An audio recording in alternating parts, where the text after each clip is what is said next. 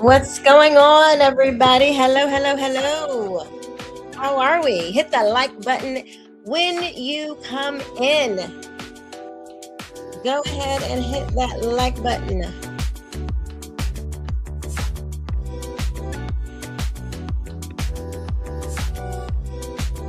as we groove.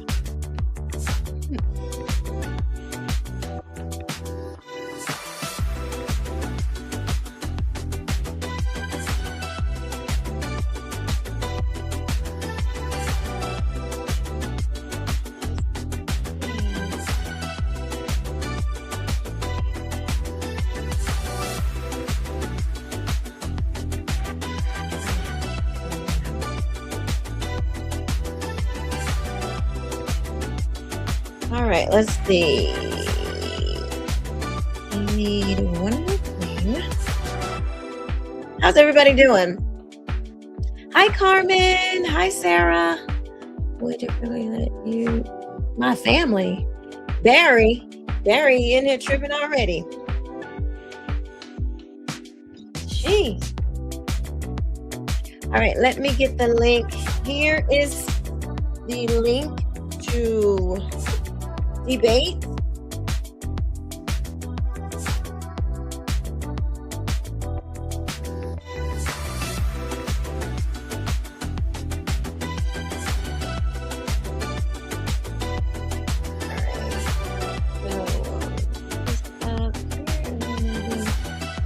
Good. I have to make sure I do all this stuff like up front. Excuse me. Otherwise, I'll forget. All right.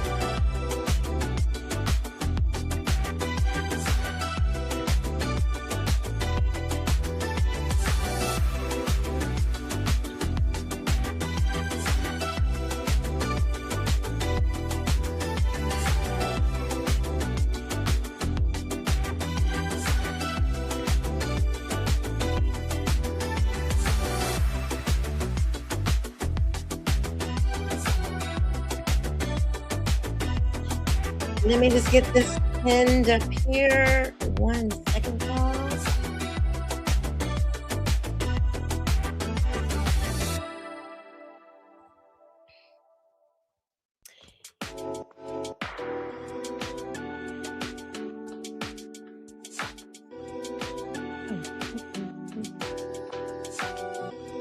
Great.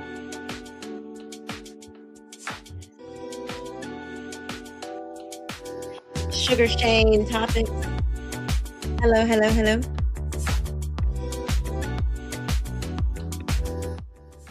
All right. Hello, everybody. I think I got all my stuff, all my links, and all the things going on. How are you? Happy Wednesday. It is Wednesday. This is the day that the Lord has made. We shall rejoice and be glad in it, right? We shall. So my husband was like, I'm feeling like some steak, and I will oblige. I shall oblige. So I whipped him up a little something, something. And I was like, this is nice. Let me show the people. Let me show the people what your girl be doing behind the scenes, okay? Oh, hooked it up. You know what I'm saying? A little medium well steak with some shrimp scampi on top with a little French cut string bean. I just thought it looked exquisite and it was delicious, I must say. So it was absolutely delicious. And yes, and he was happy. He was like, you're the best." And that's what your girl goes for. You know what I'm saying? You know what I'm saying? I'm like, anything for you, baby.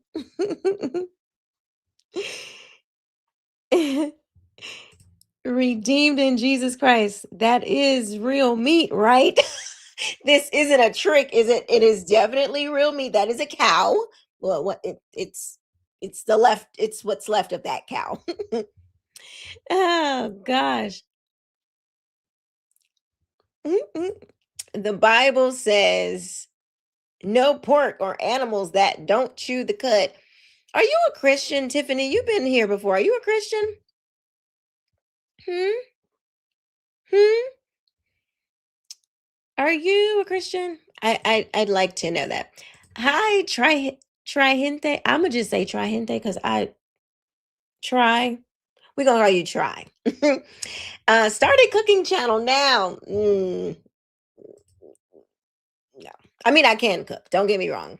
Don't get me wrong.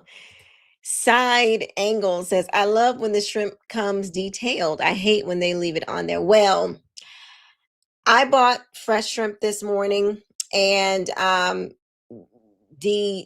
took the tails off and stuff. Cause I buy when I buy the shrimp, I buy the I don't buy them.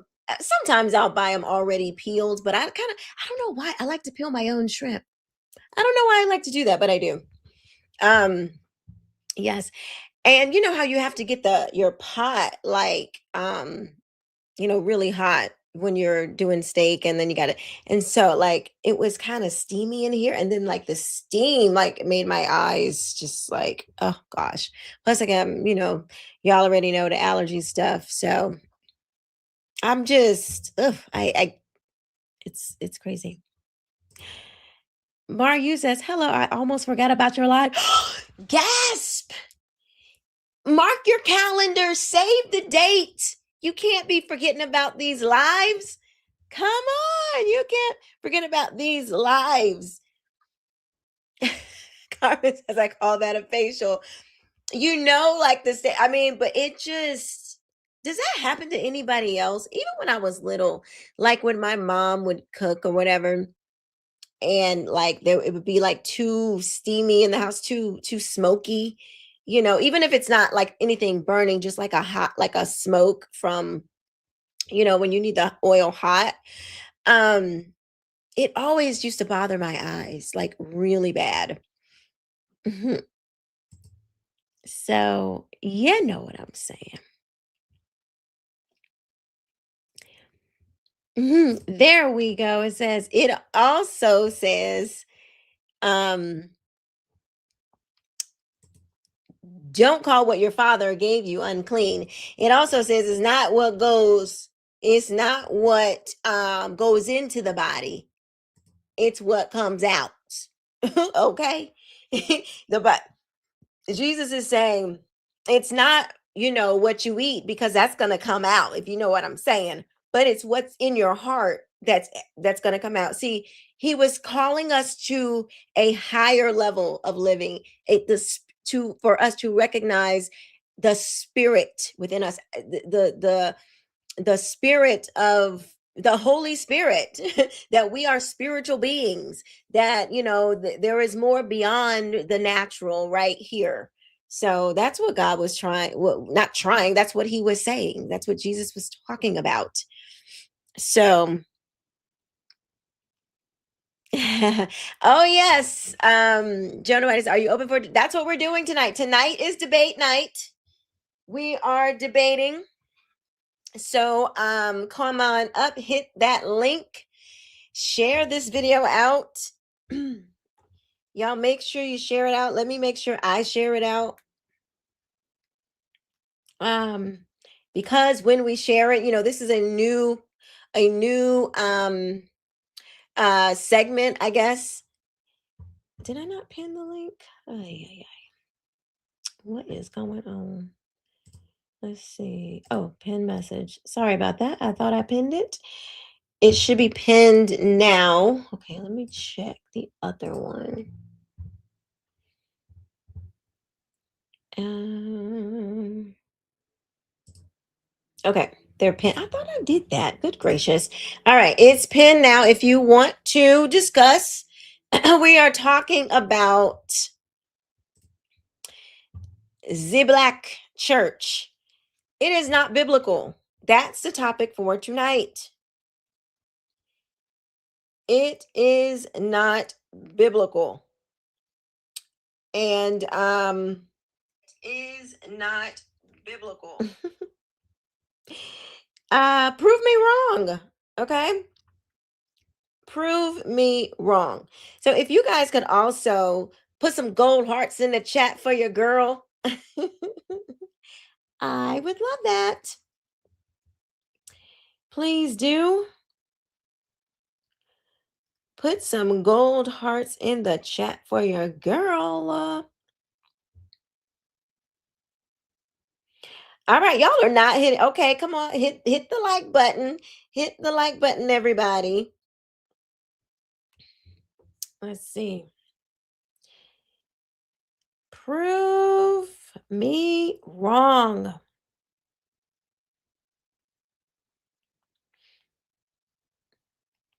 Link to debate here.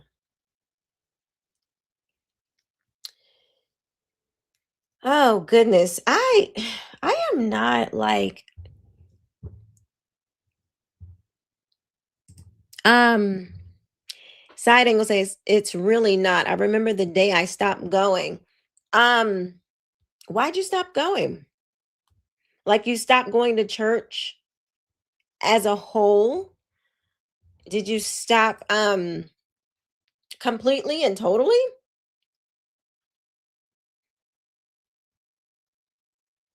Or, you know, just did you go to another church? Did you walk away from the faith? What's up?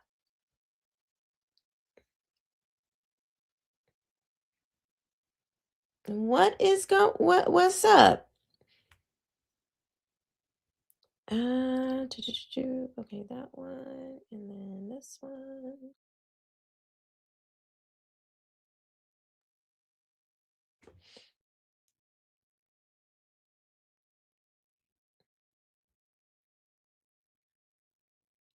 Okay. All right. I think we're good. I think we're good. Let's see. Yeah, so click the link. That's what we're discussing tonight. Um, I have a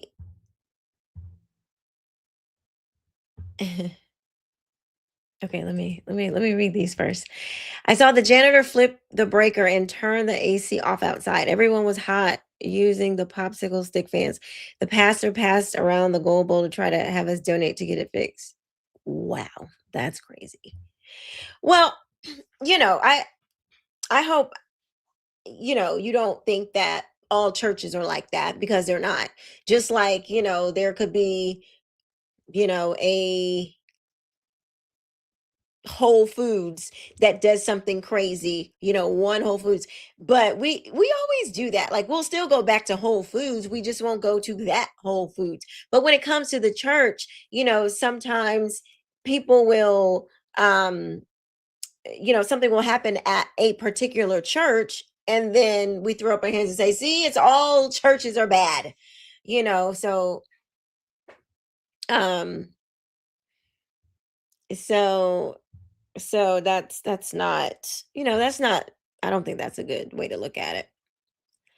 Undisco Kid says, "What does gold heart symbolize?" I think yellow, well, it's typically yellow, but my favorite color is gold, so I say gold um because it's gold like, and it's just, friendship. It's just kind of my thing. Gold hearts because I love the color gold. I'm not in a sorority. I think somebody thought I was in a sorority. I'm not in a sorority. It's not some kind of esoteric weird. It's hearts, love, friendship, happiness, and I love the color gold. It's that simple. It's just something we do around here. Let's see. Side angle says, "I believe in God, just not church." Well, the Bible says, "Do you believe in the Bible? Do you believe in Jesus?" Wifey's man, hello, says, "Keisha, hi. I think too many of your followers have good, solid common sense, so not many sign on to say you are wrong." Well, that's why I want us to share this out because I want to try to find people who don't agree. I know we do agree. So I want this to be shared out. Let's share it out. So There's plenty of people that don't follow me that completely disagree. So that's why it's like, um, please share so we can get it out. Let's see. Dylan Neto says, Christ is king, but is he your Lord? He is king, but is he Lord? Is he Lord over your life, Dylan? Because I see a lot of people that want to throw up Christ is king, but he don't seem to be their Lord. So I'm just curious. Is he only your political king or is he Lord over your life? Are you trying to make him be just a political king? You know? Let's see. A true believer will not walk away from the faith. Yes. The Bible says if they walk away, they were never really if they walk away from us, they were never really of us. That's what the Bible say. That's what the words say. Say. um, that's what it say.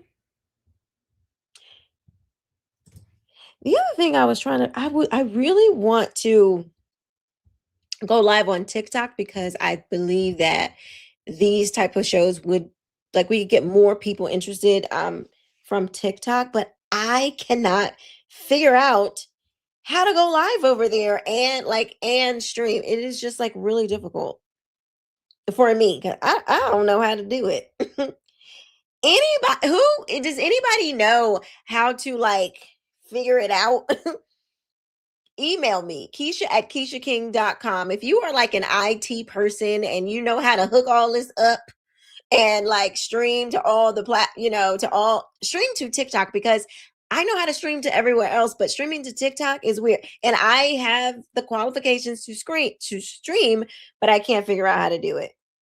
I know it can be done because I see people do it, but I I don't know. Like, I don't think right now. Oh gosh, it's saying I'm not live. Why? Um, Let me see. Hold on, y'all. Just bear with me. Bear with me. But hit that link. Come on up. Let's debate. I am saying that um the black church is not biblical. And I know it's a lot of people that do not agree with that, you know. So where you at? Where you at? Where you at? Oh, I think I'm live. Oh, I'm live on TikTok. I did it. I did it. Oh my gosh, I finally did it. Oh wow. Okay, cool. Very cool. So, oh, I wonder how do I can I pin the I can pin. Let me see. Oh my gosh. I finally did it. Okay. Megan says we'll figure it out because all the debates usually happen on TikTok and oh Meg. I don't even know what that is. I guess I'm like too elderly. Is that new? Is that a new like see that's why y'all are my co-hosts because I don't even know about that. What is that? Prove me wrong. Okay. I did it. All right. I finally did it. So we are streaming on TikTok. Very cool. Finally. Well, it said I had been streaming before, but I didn't know how to even tell if it was actually happening. So, but now it is. Cool, cool. So, Meg says, LOL, it ain't new, but it's only used for connecting to strangers. Oh, okay.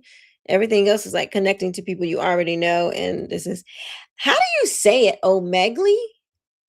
Omegle? That's why I need you to y'all to share this stream. Um yes, welcome TikTok. Hello. Thank you, we watch. You know, your class. Thank you, because where are my manners? Hello TikTok. Welcome to our little party over here where we debate on Wednesdays and Fridays. And you know, we are blood bought believers, and we want to debate people who believe in the quote unquote black church or blackness.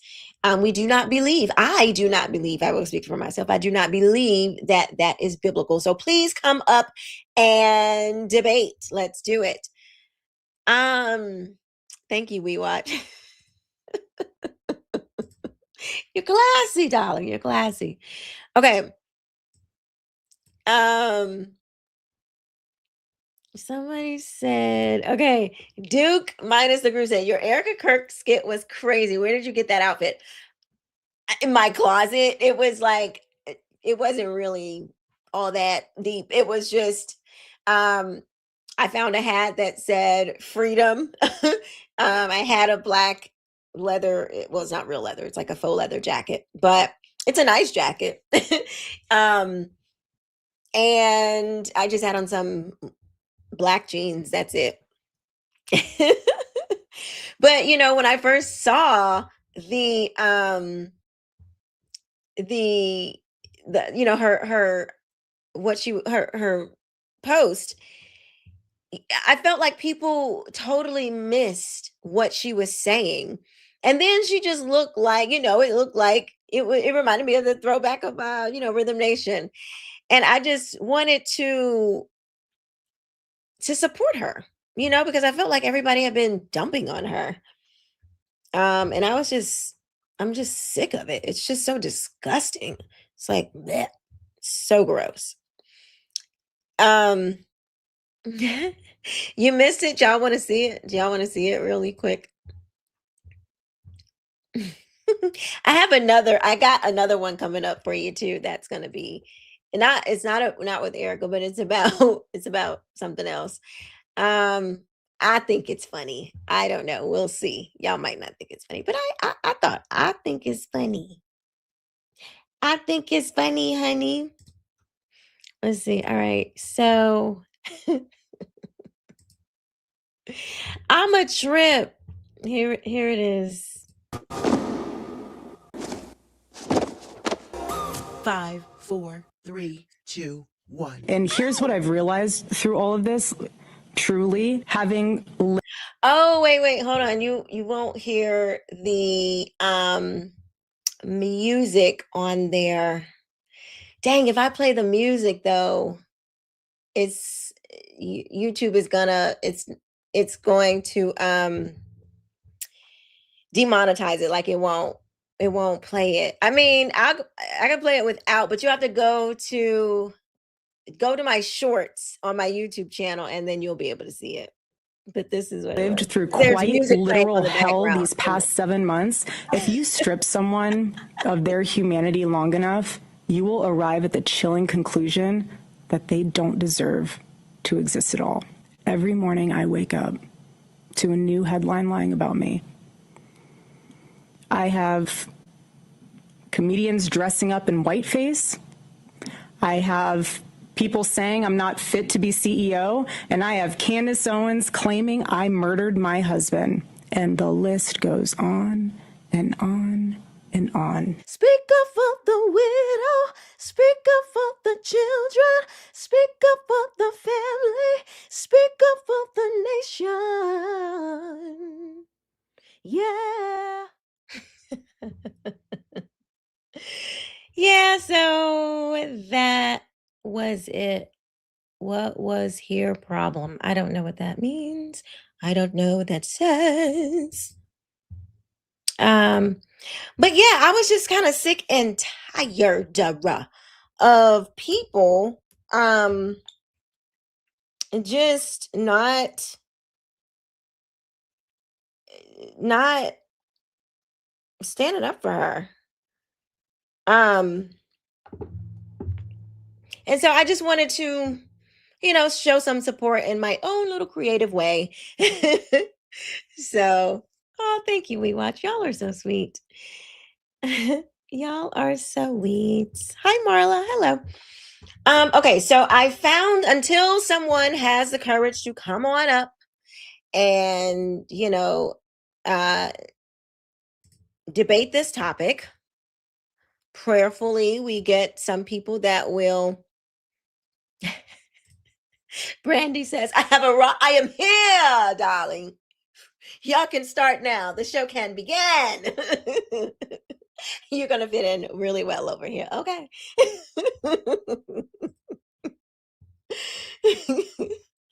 um, I was, what was I doing? I was just reading about the social gospel. And I came across, I watched a video about the social gospel. Brandy says, thank you, Keisha. LOL. You are so welcome. I love it. I'm not, I like a little dramatic. Everybody don't like it. I remember like when I was in high school. I've always had a flair for the dramatics because at my core, I'm an artist, singer, songwriter. I'm an entertainer, darling. So, I've always been a little extra. And it ain't fun. Everybody don't like that. Some people think you do when you do stuff like that you're like serious. They don't know that you're just, kikiing, as the young people say. And so, it's not for everyone, but it's for me. Exactly. Just playing. Mhm. Exactly. You see, people like this, narcissist, stuff like that. Yeah.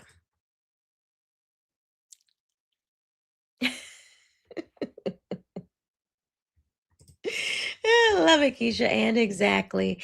Yeah, you can't please them all.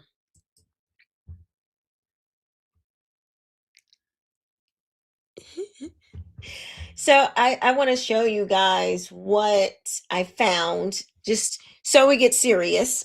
I found this lady who was talking about the social gospel, and she was running down how the social gospel began, because the social gospel comes before Black liberation theology. And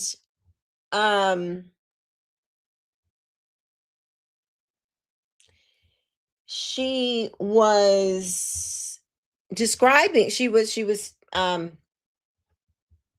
outlining what the social gospel is, and I want to share just a few pieces of that with you. Excuse me.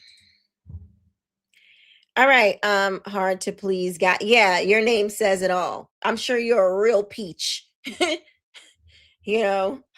Who walks around with hard to please. Basically it's like, yeah, I'm a real jerk and I'm proud of it. I don't like anything. Be my friend. I hate everything. Nothing is satisfying to me. Oh my gosh. Yeah, you're a real peach. I'm sure it's just everybody's lining up at your door, to hang out with you. Good night. Right, Megan? They are projecting. Okay. And man, hard to please guy. Yeah. He's probably one of these, like these red pillars. No wife, no family. Totally suspicious of everything and everybody. That girl that left him back in high school. He was like 15. He's still pissed today, and he's like 45, stay in the gym, really don't like women too much, love to hang around men. I'm just saying, like, a lot of I'm really starting to get just a side note. I've been had the side eye on the male feminist, the male minists. I've long had the side eye because they hate women. They always bash women. They don't want to be around women. They're like, I mean, that's like the feminist. That's the same mindset as feminist, but for men. Feminists hate men. They don't want to be around men. They bash men. They don't think they need men. Like, it's literally the same thing. These crazy, like, I'm not talking about like the Kevin Samuels. I'm talking about people who try to emulate a Kevin Samuels, but took it like way too far. Because these men don't want families. Where is he at? Where is he gone? Was it something I said? Was it something I said? Is that what it's called? Misandrous? I'm not sure. I think there is actually I remember tweeting about it, posting on X about it like a little bit ago. But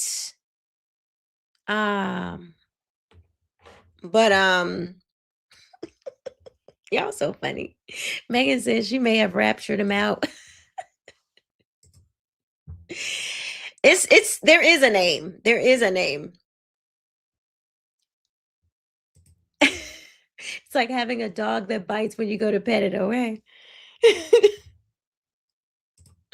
And it's hungry. The dog is hungry. You go to like help it, give it food, and it wants to bite you. You're like, okay, cool. I ain't got to help you. Hi, Jake. All right, so let's get into it. Listen, hit the link. Come on up and debate. I am saying that the Black church is anti-Christ. It is anti-biblical, anti the Bible. Hit that link. Let's debate it. Back up what you believe. Back it on up. Oh, hi, Crystal. Hi. Hey, girl. Hey. Hello. Yes. Come on up and debate. Let's see. But I came across this video and I wanted to share it with you guys. Let's take a listen. Lately, people have been interested in the social gospel, partly because it's been referred to in U.S. political discussions. I happen to have researched the social gospel quite a bit and have even used copies floating around. So, a general concept of the social gospel, and on the other, a specific historical phenomenon from around 100 years ago that has been widely recognized as the social gospel movement. They are closely related, and it's very easy to get them all mixed up. Both are important because they've impacted many, many lives, including probably yours and mine. First, the more general concept, which basically has to do with applying the gospel of Jesus Christ to social relationships, hence social gospel. The general concept of the social gospel comes directly from the teachings of Jesus Christ, especially Jesus' admonition to his followers to love your neighbor as yourself. Sounds easy enough, right? Sometimes. Jesus called this the second great commandment, second only to the first. The first, of course, is to love God with all your heart, mind, soul, and strength. Wow, more about the first commandment another time. As if to provide a vivid example of what he meant by the second commandment of loving one's neighbor, Jesus' parable of the Good Samaritan teaches that even a complete stranger in a ditch by the side of the road and all those who are considered the least in the human social pecking order should be cared for with kindness and respect. The social gospel is also related to Jesus' parable about the great judgment day, in which Jesus taught that each person will be judged according to how he or she has treated others. So the social gospel, is a simple concept, not always so easy to put into practice. After all, who really wants to notice, let alone help, the needy, dirty, beat up dude in the ditch at the side of the road? Unless, of course, it's Judgment Day, in which case you are probably glad you did. Christians throughout the ages have. Okay, now I got to stop right here because notice how she's not bringing up the fact that you have to repent and accept Christ as your Lord and Savior. See, this is how you know that the social gospel is not the gospel. It's not the same thing, because how they define the gospel is totally different from the very beginning. Their entire framework of the gospel, the social gospel, is based on what you do, not what Christ has done for you. It is what you do. Oh, let me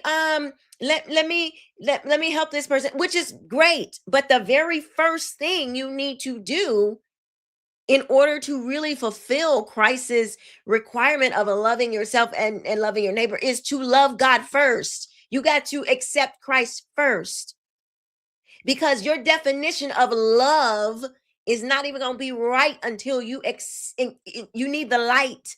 You need truth in you before you can walk out life, before you can help somebody truly. Because what these people will say, they'll say, oh, love is love. Oh, love is, me telling you, me affirming you in your sin. They will tell you that is true love.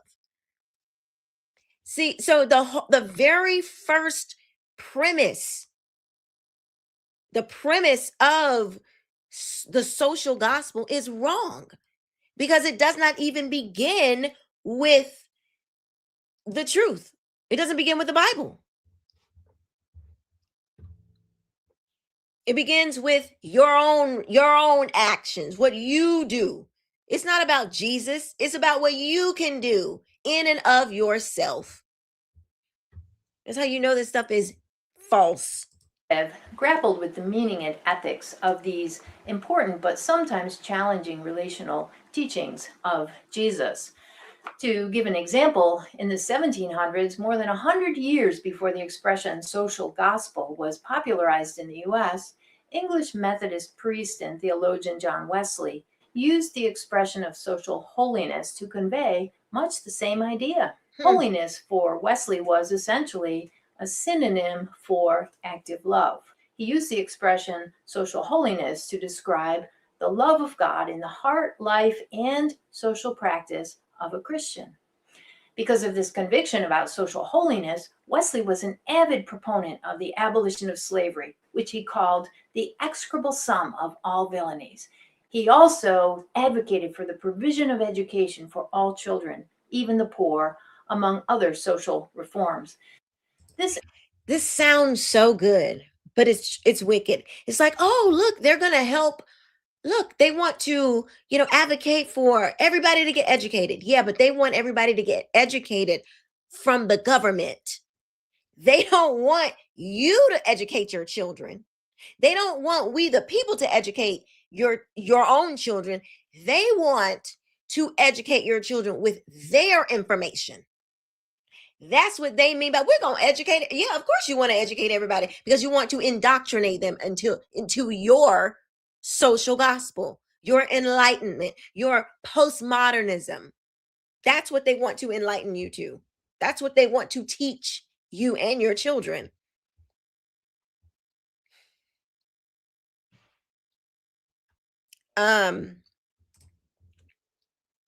Albert Manzo says, you don't need God to help someone in need. Okay. But see, you can only, without God, without the true and living God, you can only help them temporarily. Like, you're only going to give them, bread that will last them a day, or, whatever. because this world is temporary. But Jesus says, I am the bread of life. He's talking about everlasting life. See, we place so much emphasis on the here and now, which is Black liberation theology, the social gospel. Everything is about the here and now. They're not thinking about your soul. So when you say, yeah, you can help someone without, being saved. Yeah, you can see someone in need and there's plenty of charities and, of course you can, but you won't help them to the true bread of life. You won't help them to living water. Okay. You won't help them to never thirst again, to never be hungry again. See, we're talking about something much higher, much greater than this current world. So, yeah, I hear you. You can generally help someone, but we're talking about everlasting. Okay. hmm What's up, Uncle Tom Talks? Y'all, come on, listen. Hit that like button. Let me share this out again, y'all. Make sure you share this out. Hit the like button if you're coming in. Share this video out because that's the only way that, the algorithm will pick it up. And so we can share it out. So, the algorithm will push it out so we can get people to come up and debate. That is the goal.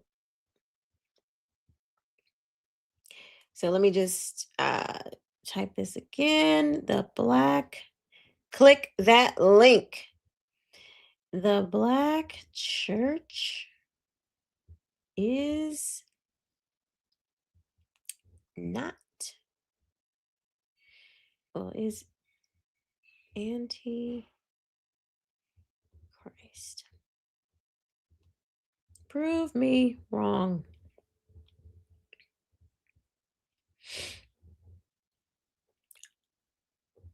But make sure you hit that like button on your way in. Please, please, please.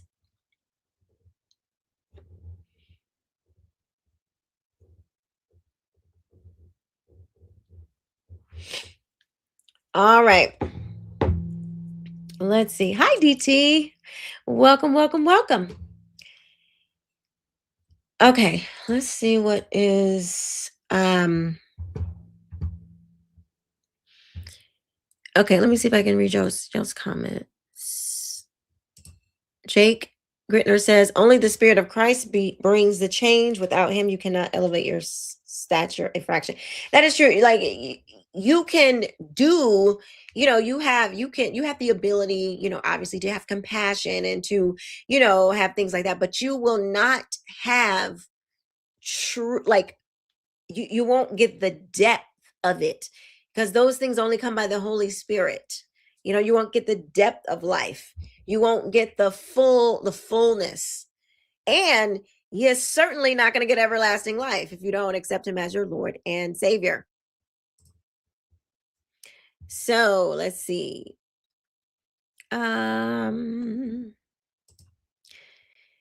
Yes, please hit that like button as soon as you walk through the door. Subscribe and share the video more and consider becoming a channel member. I don't even know. Just don't even ask. Oh my gosh, my nose is so stuffy. Let's see. So Megan says, just a word of advice. A lot of creators will stream on Omegle. I don't even know if I'm saying that right. And TikTok, and then upload those videos to other platforms because they have to be edited. There isn't the same kind of filters as YouTube. Oh, you know what? I wonder if I'm like, because you can't say certain things over there on the TikTok. TikTok, you don't stop.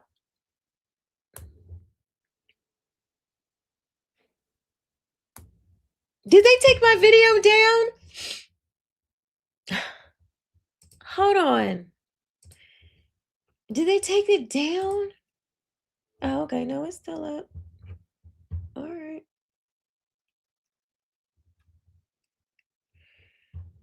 let's see. How come I can't see it? What happened?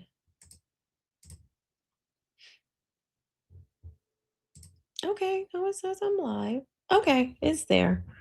I don't know what's going on with that. All right, so Dre, welcome.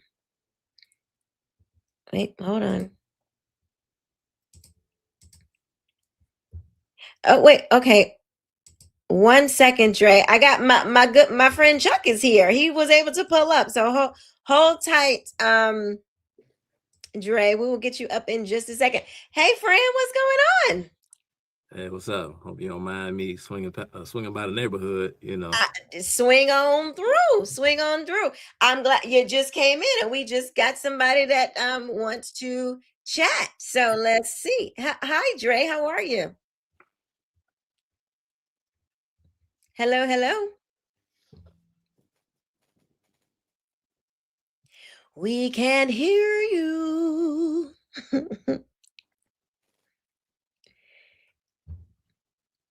Come Yeah, on, Dre. but Ring while ding dong. Ring a ding ding ding dong. he was ringing. So while Dre is trying to work his audio situation out, Yeah. yeah, that lady, that clip you just played right there, yeah, she was, yeah, she's totally running cover for the true agenda Mm-hmm. of the social gospel, which is really just a Marxist ploy to push leftist politics. Yeah, they make it sound so good. She's like, oh, I mean, it's just helping the homeless. It's taking care of the needy. It's, being nice to the stranger. That's all the social gospel is. And I'm just like, well, the Bible already does that. Like the Bible already tells you what to do. So why would we need another kind of gospel? Like, why would we need that? That doesn't make any sense. Right. Well, the thing is that they have this idea that, the idea in the role of the church is to, in short, make human beings better Christians. And so there's this dichotomy that exists between the church and the world, and I'm pulling directly from the literature of some of the early liberation. Just really quick, I do have somebody in the back to someone else, so I want to bring them up. Hello, Patrick. Howdy, can you hear me? How I can hear you. How are you? I'm doing pretty good. I was curious, would you say Christian nationalists are more of a concern than the Black church? What do you mean by Christian nationalists? You have never heard of Christian nationalists before? I've heard of it, but people have different definitions of it. So I just want to make sure I understand what you mean when you say. Well, what the general exposure is to Christian. I mean, like Andrew Wilson of sorts. What would you say about that individual? Andrew Wilson. Andrew Wilson, he's a famous guy online. Oh yeah, debater. I mean, he's known for being a debater, which you see often in various debates. Yeah, but he also proclaims to be a Christian nationalist. So y'all have never evaluated Christian nationalism? Is that what I'm gathering here? No, I have, and I have an opinion on it, but because it's a relatively new term in the zeitgeist, if you will, and so I have to say that they have some level of political power, more so than the Black church right now. Would you agree? Christian nationalism? Yeah, I mean, there's it's a pretty large tree with roots, and stuff going into the Trump administration.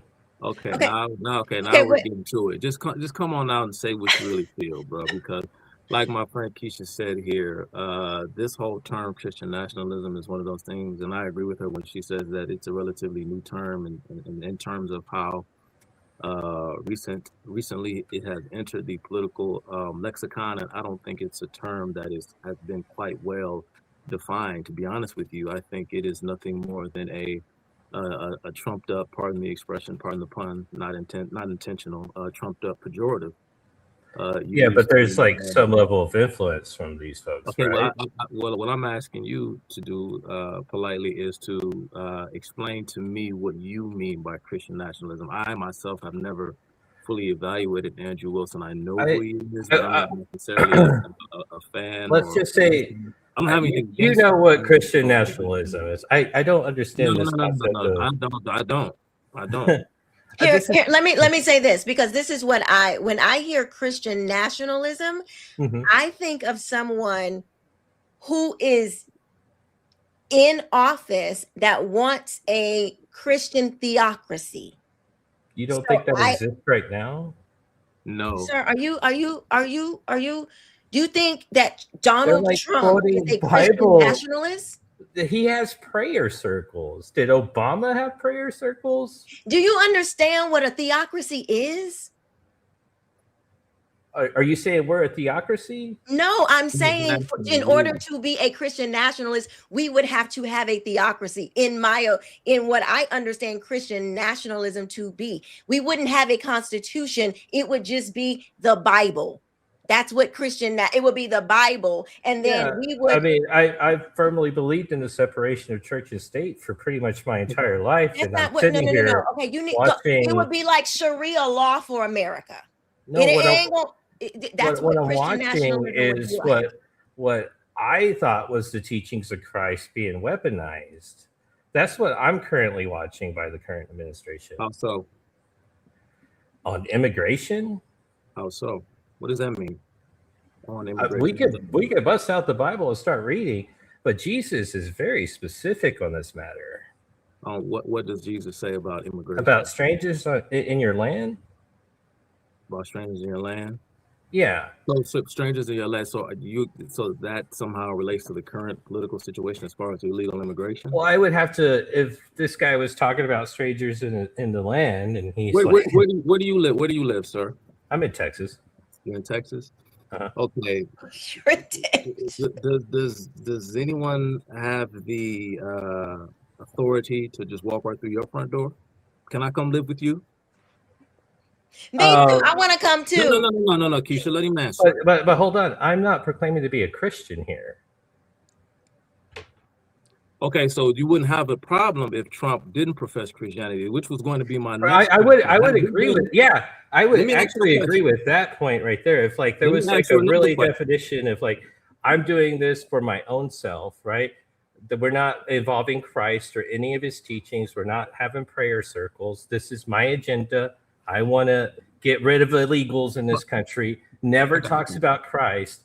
I would completely be fine with that, actually. But whenever you start like introducing the teachings of Christ into the conversation, it's not what Christ taught. Okay, you yourself have just openly admitted that you're not a Christian yourself. Doesn't mean that you don't necessarily know what Christ taught, but you did just admit that you aren't a Christian yourself, which makes me question. I could not agree. Hold on, now you're cutting me off, which makes me question your Christian bona fides in terms of how well you understand the message of Jesus Christ. That's number one.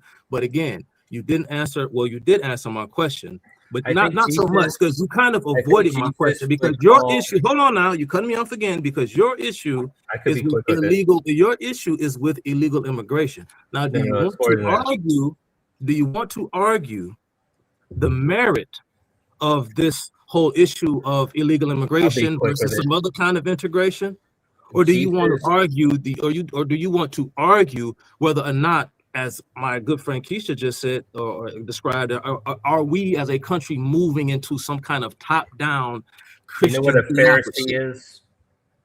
Do I know what a Pharisee is? Yes, okay, sir. One issue at a time. Well, that's what I think. Haven't defined Christian nationalism, nor have you provided an answer as to why here's a good definition. I think immigration is a good idea, and that Trump is wrong for using Christianity, as you describe, to weaponize his political policy of cracking down on illegal immigration. When I specifically asked you, you know what, I love how You can sit here and moralize just so long as you can pawn the cost off of our societal dissolution on someone else, just so you can feel good about yourself. But you are not willing to directly take care of anyone, because when I asked you if I could come and live with you, you sidestepped the question. Now answer my question. What type of immigration policy should we pursue in this country for the sake of the citizenry and not for the sake of all of humanity? Answer that question for me. I would expand the American dream. The American dream? You have to be American. Why do you take for granted that people all over the world even understand what that means? Do you know what it means? Do you understand what it means to be a citizen? What it means to be an American. I would expand that. It's how so? Fucking awesome. How so? Watch your language. I'm sorry. It's awesome to be an American. Would you not agree? How would you expand that? Expand our border? So you want empire? If it meant that people could have access to healthcare, water, food, What do you do for a living? I can't disclose that. Sorry. You can't disclose that. Are you a doctor? Are you a nurse? Are you a janitor that cleans a hospital? Do you paint the walls? What do you do in the healthcare or the medical services industry? Do you do anything in that particular profession? Yeah, that's why I can't disclose that. You can't disclose it. Do you work for free? No. Why not? Why not? Because what's the Joker saying? If you're good at something, never do it for free. Ain't that about it? If you're good for something, he says don't. He says you shouldn't do it for free. Mm-hmm. What did you just say about access to this and access to that? What if I can't afford you? What do you mean? You don't think that? Tell us what you do for a living. I asked you. Yeah, I actually think that there could be levels of reform that could allow for this extension. I mean, in education, we're the greatest country in the world. I'm sorry. Let me tell you something, sir. Let me tell you something, sir. Hold on, Keisha, I got him. Let me tell you something, sir. With a mindset like yours, we won't be for very long. How? I'll tell you that right now. Because I want to help people, because I want to expand the American dream to other countries, so they don't immigrate here. Okay. That sounds like a pretty good idea, right? Angelina Jolie, how many third world children have you adopted? Oh my God, this is always like, oh, we're gonna go for this gotcha or this gotcha. It's a serious question. You see, this is the logic, because if what you're saying is correct, we should be able to apply it directly. I have thought about that. I have my own situation I'm dealing with, but I have thought about so does everybody else. So does everybody else. We like so why? So why does your psychological and moral gratification has to fall on my shoulders? You don't know my situation either, dude. Y'all are professing to be Christians, right? Yes.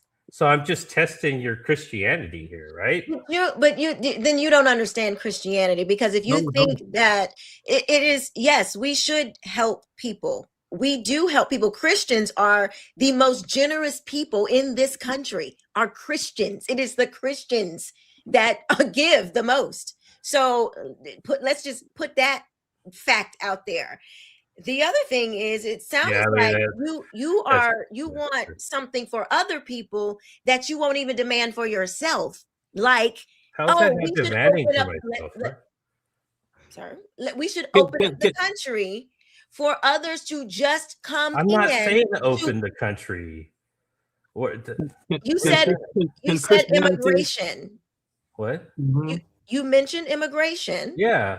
The teachers of Christ would teach y'all to be kind to strangers. We can be kind without letting them in our borders without Jesus didn't make a distinction like that. Sorry, there's no distinction like that in the Bible.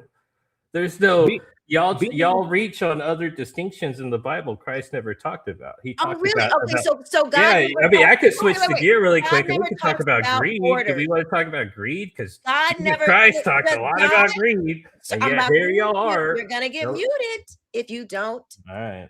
Okay, listen.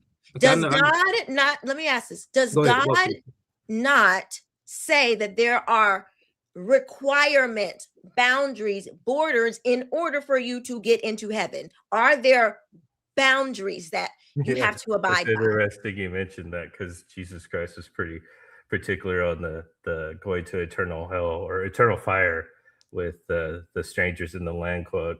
So I mean, we can read the Bible. Let Can we read the Bible? Let me ask the I'd like to question see a again, because Christian read this to me you're not directly. answering the question, Patrick. Okay. In the Bible, are there parameters to get into heaven? Yeah, sure. Exactly. That is a border. So don't try to say the Bible doesn't talk about borders and immigration when God is talking about being kind to the stranger. Do what? We're going to talk about. Can you guys read Matthew 25:31 through 46? It's always the Matthew 25. It's always do you not understand? I don't understand how you guys don't understand it. You're not listening, okay. So you're not trying to learn anything. If you really want to learn something, you're not a Christian. I'd like to read the Bible with y'all. No, you don't. You don't want to read the Bible. So you want why don't you guys want to read this Bible verse? God. Let him. No, Keisha. I offer a suggestion, Keisha. I suggest you let him read it. But let me just say, you don't have to though. Sure. Let me just say this. I just want to point out your blatant hypocrisy before you read the scripture, because you accuse Donald Trump or whomever else of weaponizing Christianity because you disagree with his politics. But it is you, sir, that is weaponizing Christianity. It is you who is exploiting the Bible to push a political agenda. And it is particularly shameful, given the fact that you are someone who just sat up here and admitted that you aren't a Christian, but yet is trying to throw it back in our faces as if we're the ones that aren't living up to something that you don't even believe in. I don't have prayers. You're doing exactly what every other leftist does. All those words. You're taking a dumbed down, apologetic, and taking bland platitudes like kindness and strangers and this and that to promote an open border agenda because you're a leftist. Why don't you just admit it? Because you're the same person who to say the things that you just said, but won't take into account certain factors or questions like whether or not Islam and Christianity can coexist. And if the third world were to bring Islam into the United States wholesale, then what kind of America would we be then? Because the United States wasn't founded upon the principles of Muhammad, sir. Look, man, I just hope you get to say that all to Jesus. Go ahead, Keisha. All right, so have a good night. You can have fun. If you want to let him read the scripture, you can. That's on you. You the host. No, goodbye. That's foolishness. All right, Drizzy Dre, what's up? It's the DRE. We can't hear you. Hello. All right, Dre is still not ready. All right, Mo, I see you. Give me 1 second. I just want to say thank you to Crystal Beyond Labels for the $5 super chat. Just, hey sis, Black church is 100% antichrist. Jesus is looking at all these people like, what? Exactly, Crystal. So good to see you. Thank you so much. Let's see. Paul. Hey, Paul. Paul says non-Christian liberals shut up about the Bible, please. Okay. We talking about somebody weaponizing something, please. Man. We the main one doing it. Exactly. That's the left. It wasn't for double standards, they wouldn't have none. I wanted to read. I saw Megan's comment. This was a good one. I should have started when I saw it. Let's see. I want to read this. Let's see. Anthony, hello. It says liberals are idiots. He can't answer the question, so now he's hiding behind religion and morality, per usual. But that's what Keisha. That's what the social gospel. That's what all that stuff is about. I know. Because instead of the church making individuals better Christians so that they can go out into the world with hopes of transforming it incrementally, they want to encourage individuals to take their Christian ethic in order to try and massively push a kind of agenda within the political sphere that they can then coerce Christians or non-Christians alike to do things, whether it be against their conscience, for the sake of creating a more equitable society, because that's what they claim Jesus preached. That's what they claim Jesus would have wanted. You might as well come out and just say that, you know, if Jesus Christ were alive, he'd have been a Marxist, or he'd have been a socialist.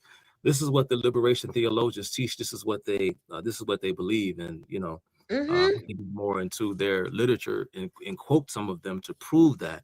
But I won't do it at the moment. No, I mean, it's true. It's true. That is exactly right. They weaponize the Bible.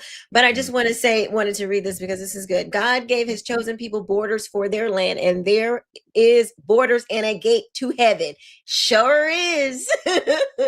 And there's guards at the gate. And yeah, you talked about Christian nationalism. This is what I hear when I hear the term nationalism. First of all, from a political standpoint, the term nationalism and progressivism, I'm gonna give you guys a quick history lesson, would have probably been considered synonymous at the early part of the 20th century, because you had early progressives that were pushing for a more, what they called then, a unitarian society, to try to uproot the rights of the states to push a progressive agenda. And this was spearheaded by, the great Theodore Roosevelt, one of the 4 presidents on Mount Rushmore in the 1910s, after he left office, and founded a political party that became known as the Bull Moose Party after his namesake, his nickname sake. And Teddy Roosevelt, Theodore Roosevelt. And if you want to know more about Theodore Roosevelt's brand of progressivism, I suggest everyone go and read his 1910 speech called The New Nationalism. This was in 1910, The New Nationalism, because he wanted to kind of, derail our whole Republican system of government. I mean, it had been under constant attack since the Civil War period, but he really wanted to push it even further because progressivism was the new hot thing in academia and in politics. And, so again, it conflicts with the idea that we have of the states sort of granting the authority to the federal government. And, insofar that the federal government assumes rights and responsibilities not originally allocated to it, then the states can take action over a federal government that has gone astray. And so that has been the constant battle since the founding of our country, the kind of government that we would have on a federal level versus the authority and versus the primacy of the states. And so when he's talking about Christian nationalism, it is exactly what you're talking about, Keisha. He's talking about this kind of, you have this Christian a leader atop, and beneath you have these superficial states that all cater to or kowtow to the will of the national, so to speak, the national consensus, which in our current case, given our demographics, would simply be California and the state of New York, for example. So that's what it all boils down to. So again, he doesn't even know what that means. No. And I mean, yeah, this stuff has a long history, and if people think that they come up with these ideas themselves, they've been just fed. Mo, you can unmute yourself. Welcome. Hello. Hi, Mo. Okay, I'm good. Miss Keisha, so wait. Hold on. Are you a Christian? Yes, ma'am. Yes, ma'am. We talked last week. You probably don't remember. I don't think you remember. Okay, you're a Christian and you believe the Bible. Yes, ma'am. All right. What's up? What's your... Okay, so when we talked last week, I went back and I listened. My mic was bad. Like, you was like, I was talking loud. It was coming in real bad. And like, I noticed I didn't get to speak that much, but I'm like, she probably just wanted to get me out because my mic was real bad and I was coming in loud. So does it sound good now? It's much better. Okay, yes, ma'am. So just a little background. I am a Bible believing Christian. I'm from the South. I'm from Texas. I'm a Black American in the sense that I do descend from American chattel slavery and whatnot. I have the history of, I guess, coming up in a quote unquote Black church environment. So I just wanted to get exactly what I mean, I don't know if the brother believe that, but just, your actual view on the title, it says the black church is anti-Christ. Is that what it said? Is anti-Christ, yes. Okay. What exactly do you mean by that? So I am saying that black is not your skin color. It is a political voting block. Basically, it's a political term. It does not mean your melanin levels that you have in your body. It's a consciousness. These are their words. The people who believe in blackness, they believe that it is a consciousness. It's a way to think. It's an awakening that you come to. And politically, particularly politically, a political awakening that you come to, and you spend your life fighting, being an activist for the oppressed, for the so-called minorities in your society, to tear down the current structure in order to put your viewpoint, your political ideas, to replace the current system with your political ideas. This is the idea around blackness and the social gospel, so black liberation theology. Gotcha. Okay. And yeah, we touched on a little bit of this last week. And I felt like we kind of got to a point to where I had explained where, like, there is a certain level of political ideology that comes with being Black American. But as I explained last week, and I also want to get the brother, what's your name, brother? Just so I don't keep. Oh, you Chuck. Man. Yeah, you call me Chuck, man. Chuck, okay. Yeah, because I had explained that last week. I just want to get your opinion on it. Because the fact that the fact that Black Americans have so much political ideology or political rhetoric or politicalness, whatever you want to call it, around being Black goes back to the fact that Black people in America have always had political problems. Like, there was never a time in this country, I guess, unless you just want to say after the civil rights movement, if certain people feel like the civil rights movement just cured everything. But even if that's the case, even if we've been perfect since the civil rights movement, still it's a fact of history that most of our history in this country, being Black politically, legally, was always a problem. You couldn't go somewhere because you was Black. You couldn't vote because you was Black. You couldn't sleep with, date, marry. It was a lot of stuff you couldn't do because of your Blackness. And when they were doing that, they weren't the white power structure. When they were placing Blackness on us, whether they were calling us Blacks, Negroes, the N-word, colored, whatever. When they were doing that, they weren't doing it because we had a political ideology. Like, for most of that time, we were slaves. Like, you couldn't vote, you didn't have no politics, but you were still Black and you were still oppressed because you were Black, not because you had a political ideology. So I think being Black is a social construct in the sense of race is technically a social construct. Ethnicity is true, but race is a social construct.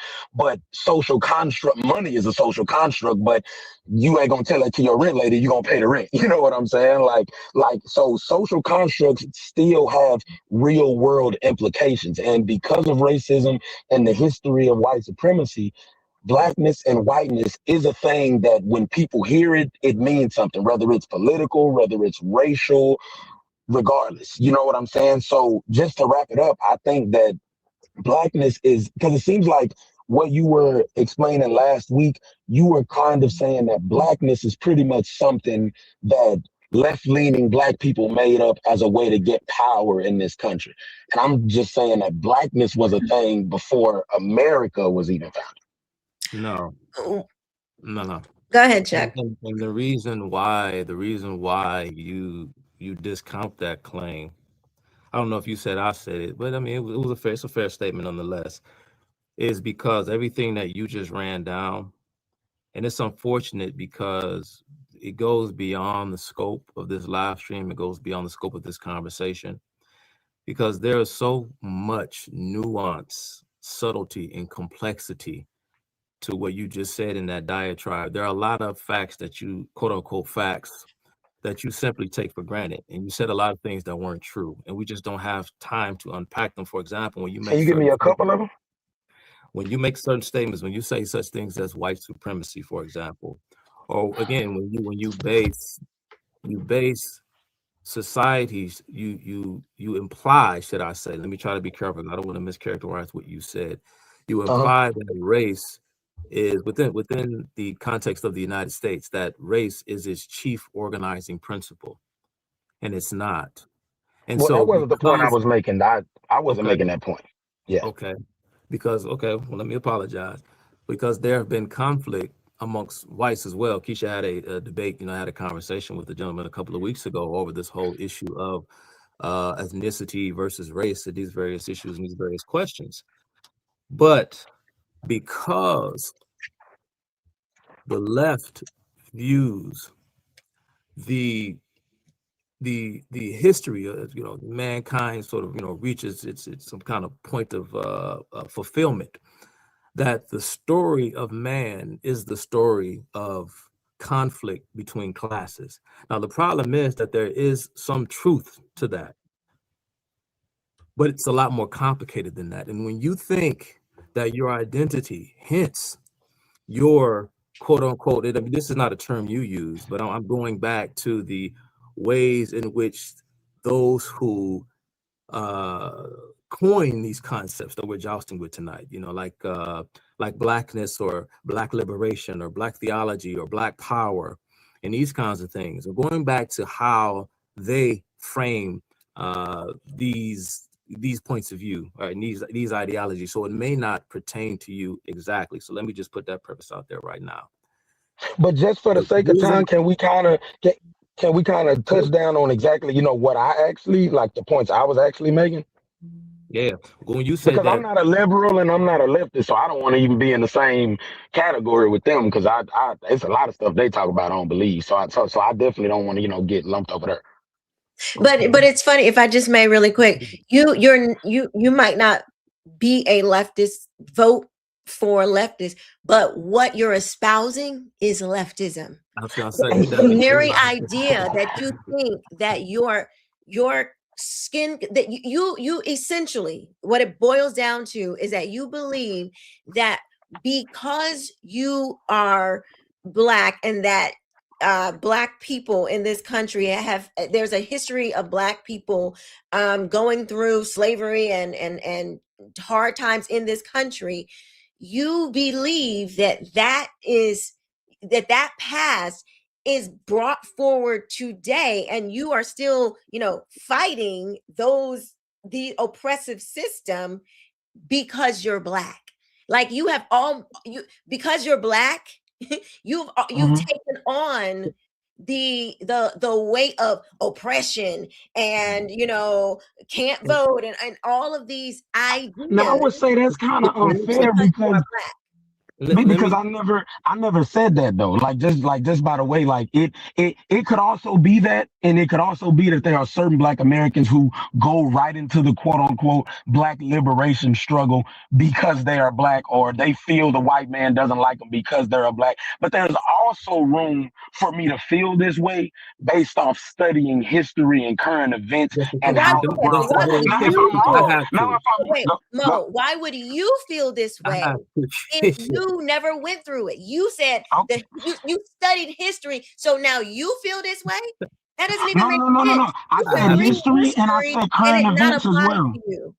I said history and I said current events as well. And history, regardless. See, that's the thing I don't like, is for some reason, Black Americans are the only people in this country, if we're going to keep it in the context of America, we're the only people in this country whose history has nothing to do with anything. And we're the only ones that have to forget our history. But every white American, or every American in general, just hold on, every year we celebrate the 4th of July. And that's a symbol of American, bravery and fighting against tyrannical government and this and this and that. And that means something. Every victory that America has went through in its past means something, and it permeates, and it's actually a part of our identity as current Americans. We've never had to fight a foreign, oppressive, tyrannical, monarchical government like our founding fathers did. But we hold those same values of that. But if it's something bad, that part of our history doesn't come into our modern day identity at all. Everything that's good about the hundreds of years of this country, it leads up to today and who we are. We can talk about Franklin, Benjamin Franklin and Thomas Jefferson and our founding fathers and what that means to us. But if we talk about the fact that there were certain injustices that were also permeated throughout our history. I can't. Okay, time out. Go ahead. So let's just say, for example, those folks that you just named. So do you take inspiration from any of them? Is there anything that you can learn from those men? Our founding fathers? Yeah, let's just say, any run of the mill white guy, let's just say. Yeah, for sure. Right. What you, because you talk about your heritage, your tradition, your history, which I can guarantee if we were to just pick I don't know, any particular topic, which I don't want to get too off topic, but that's the thing. I don't think you have a firm grasp of history, and to the extent that you do, I don't know.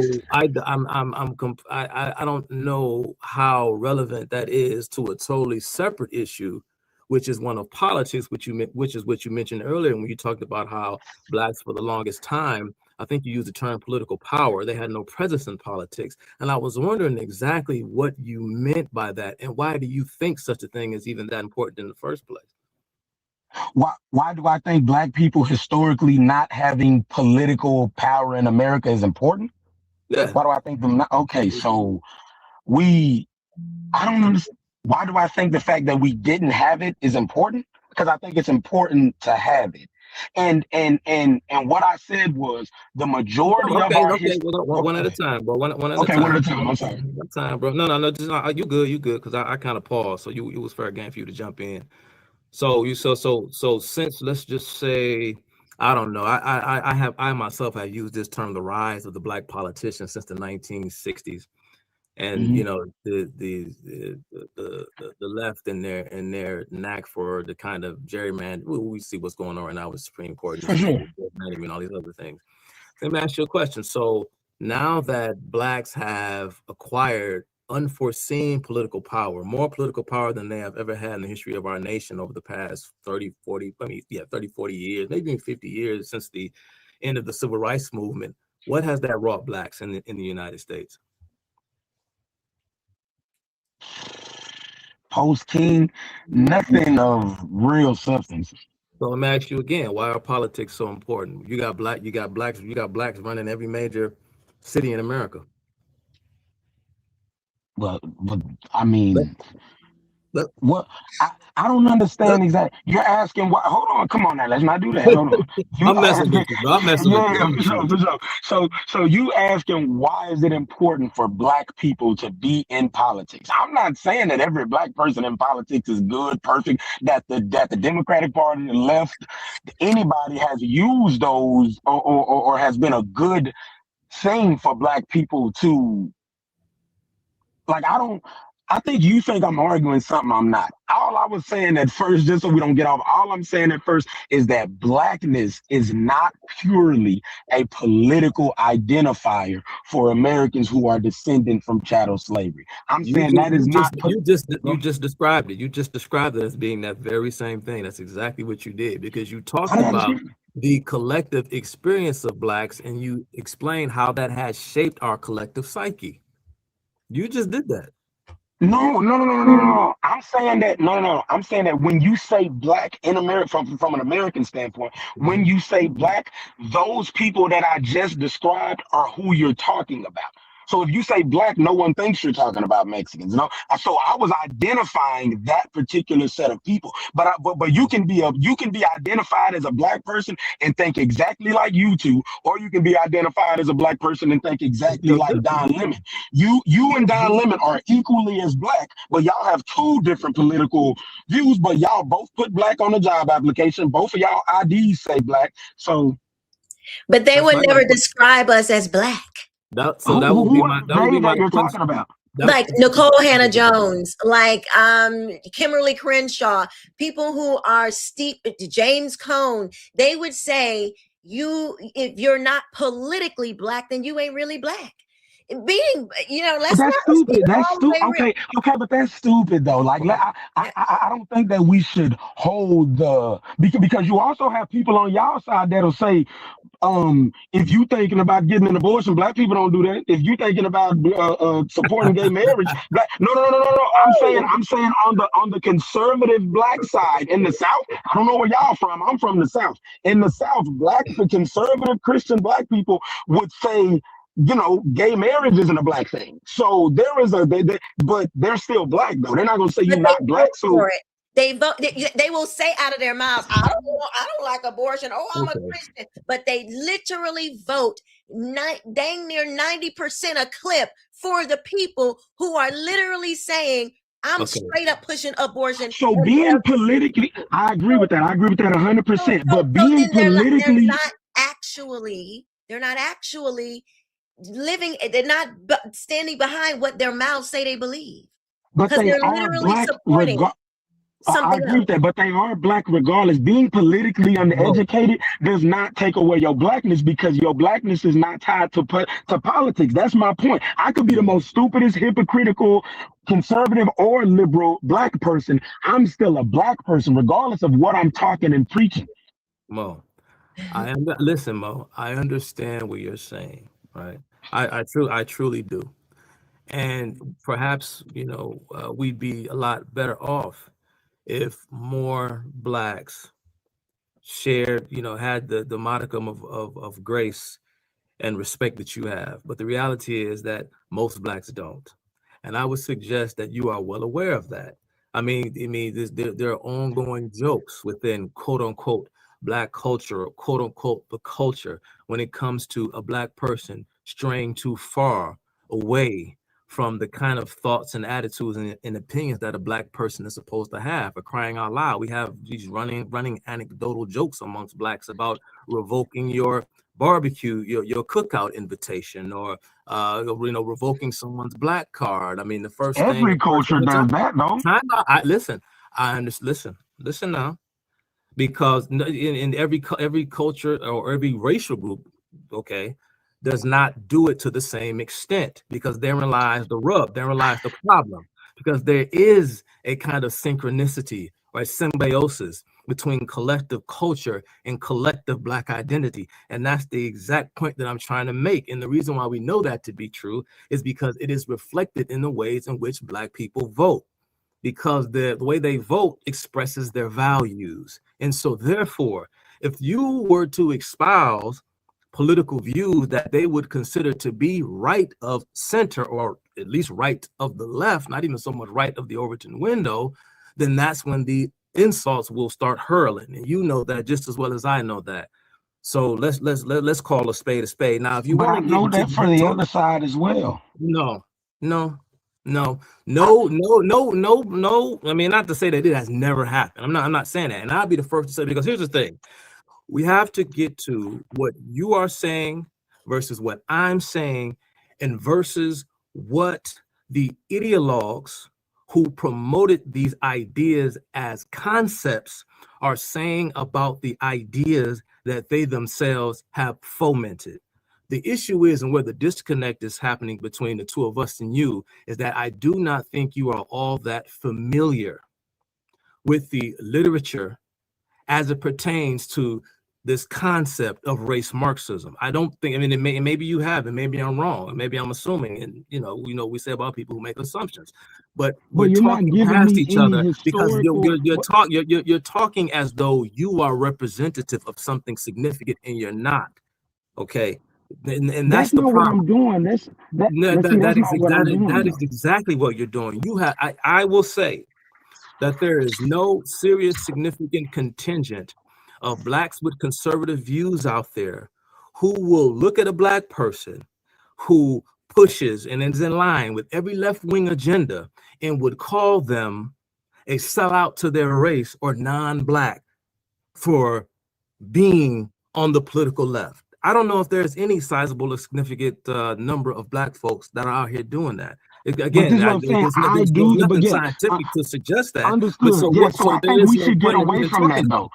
That's what I'm saying. I think we should get away because we all could put out our anecdotal. I don't know many black people that do that. So but I'm saying you brought that up though. Like I came in, like you saying that what I'm saying has no basis, or I'm possibly not as educated in history as I should be. That could be true, even though I am very well versed, especially in American Black history. I am well versed in that. But if you feel that way, but you haven't used a single historical point to disprove it. You've come in with the anecdotal black people say you a seller. That's not what we're talking about. Black people, could this possibly be it? Could it be that black people hold conservative views, but the right Republicans, whatever you want to say, aren't? No, most of them do not, because most black people are ungodly. Now, most people on the planet is ungodly. You can't say that. You can say that about any culture. That's what I'm saying. Why you're putting broad things on black people? I could say I could say a lot of things about a lot of cultures, but we ain't talking about that tonight. The topic of the conversation is the black church is antithetical to Christian orthodoxy. The black church is antichrist. This is the topic of Keisha's show. So we ain't talking about nothing else. Okay, that's fine. Okay, we can talk about that. That's fine. If you want to make that, I would go ahead, because I don't. So let me just jump. I'm sorry. Let me just jump. So Mo, what is your biggest contention with what I'm saying? Just a one, two sentence. Okay, so you're saying. I mean, you're saying that the black church is anti-Christian because they identify as black. I don't think identify. Hold on, wait. That's what she said to me last week, and she had the same header. So if that's not true, then I'll do. But I've watched a few of her lives, and that's usually what she meant when she said it. She felt like identifying yourself as black is anti-Christian because we're all human. I'm saying that if that's her thing, that's not anti-Christian, because everyone does that. I think I understand what you're saying. First of all, what I'm saying is that when you say black church, that's why I always put it in quotations, because it is a specific thing. It's not like, oh, this is a church that happens to have a majority high level melanated group of people. I'm saying black to mean a political ideology. That's what I'm saying that's why the black church is anti-Bible. It's because blackness, the idea of having a black church is not talking about your humanity. It's not talking about, it's not talking about your biology. It's talking about your mind.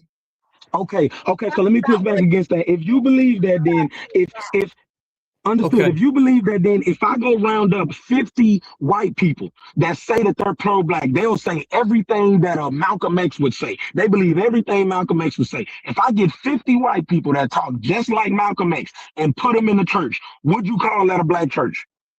If there's not a single melanated person in it, but they all believe in pro-black points, you still would not call that a black church. You may call it a leftist church. You may call it a Marxist church, a communist church. You would never call it a black church, and they believe everything pro-black that the Black Panthers believe.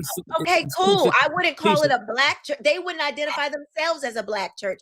They would call themselves a progressive church. That's what that is. Okay, but so what? That's anti-Bible too. That's fine, but that's fine. But I'm saying that's proven that the reason you call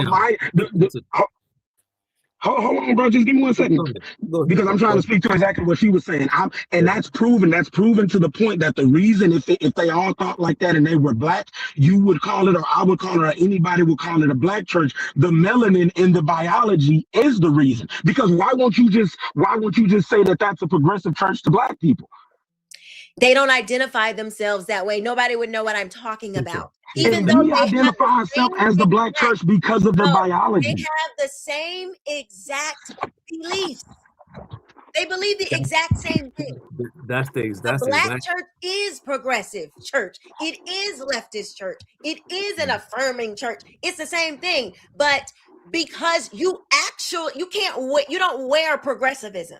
That's why Blackness is so diabolical, because you are physically, you have come into agreement with the thing that they have called you, because you're not actually Black. You're physically you're not the color Black.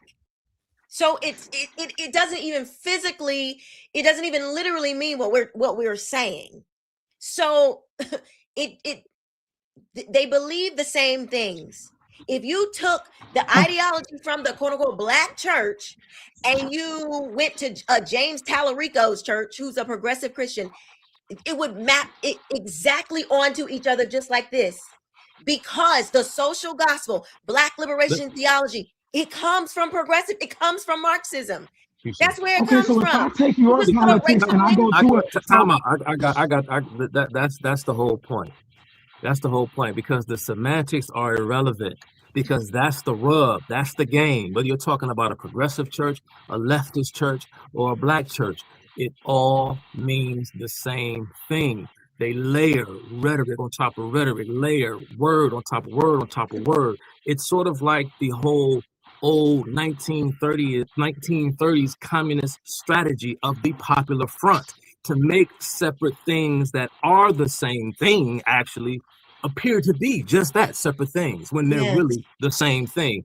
Keisha, do you mind, Keisha, if I go to the literature so we could just stop playing and stop opining and going back and forth? Yeah, please do. I just want to say, Derek, I see you back there, brother.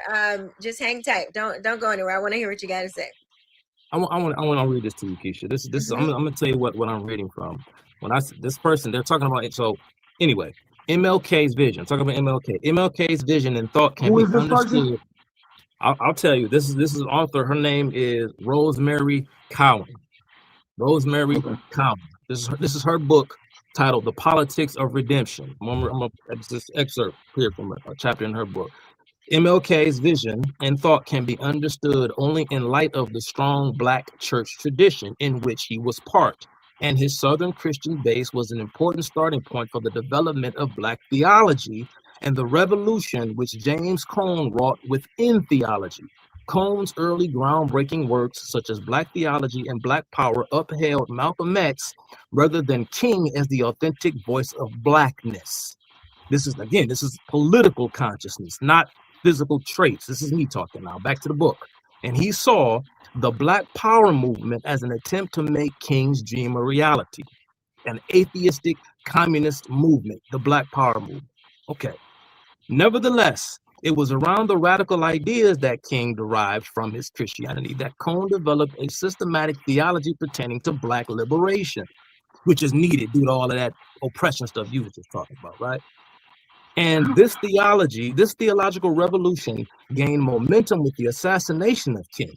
In wrestling with the question of what it means to be both Black and Christian, Cone attempted to develop a liberation theology that was both fully Black and fully Christian. Now, what kind of nonsense is that?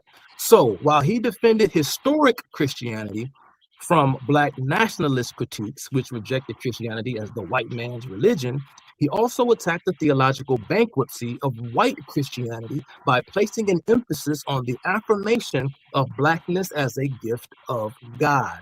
He sought to relate Christianity to the practical struggle for Black freedom and maintained that this liberation required the Black power perspective, because he believed that Jesus and Black power share a concern with freedom and humanity and seek liberation for the oppressed.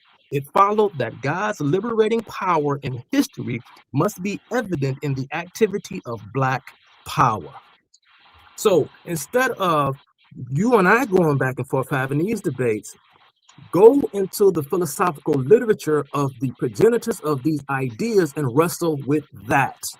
That's what we are wrestling with. Now, you're either going to time out now. Now, let me finish and I'm done. You can either defend Cone and King's position and Cornel West's position, or we can end this conversation. Do you either agree with him or you don't agree with him? If you disagree with him, then you probably agree with us on some things. Now, do you agree with Cone or don't you? Do you agree with Black Power or don't you? Okay, I know I just read a lot, and it's probably unfair, but I'm just saying we have to go to the literature, and we have to stop playing these games. We have to get serious and go to the literature. I understand what she's saying, and it's the exact same thing she was saying last week. I do not deny that there has been attempts by Marxists, communists, people who do not, I don't think Democrats, leftists, none of them care about Black Americans. I do not think that. That does not mean that Black Americans do not have problems under a majority white power structure. And see, because just 1 second, what you were going to get? Hold on, just 1 second, bro. When you leaving? When you leaving, bro? What country you about to move to?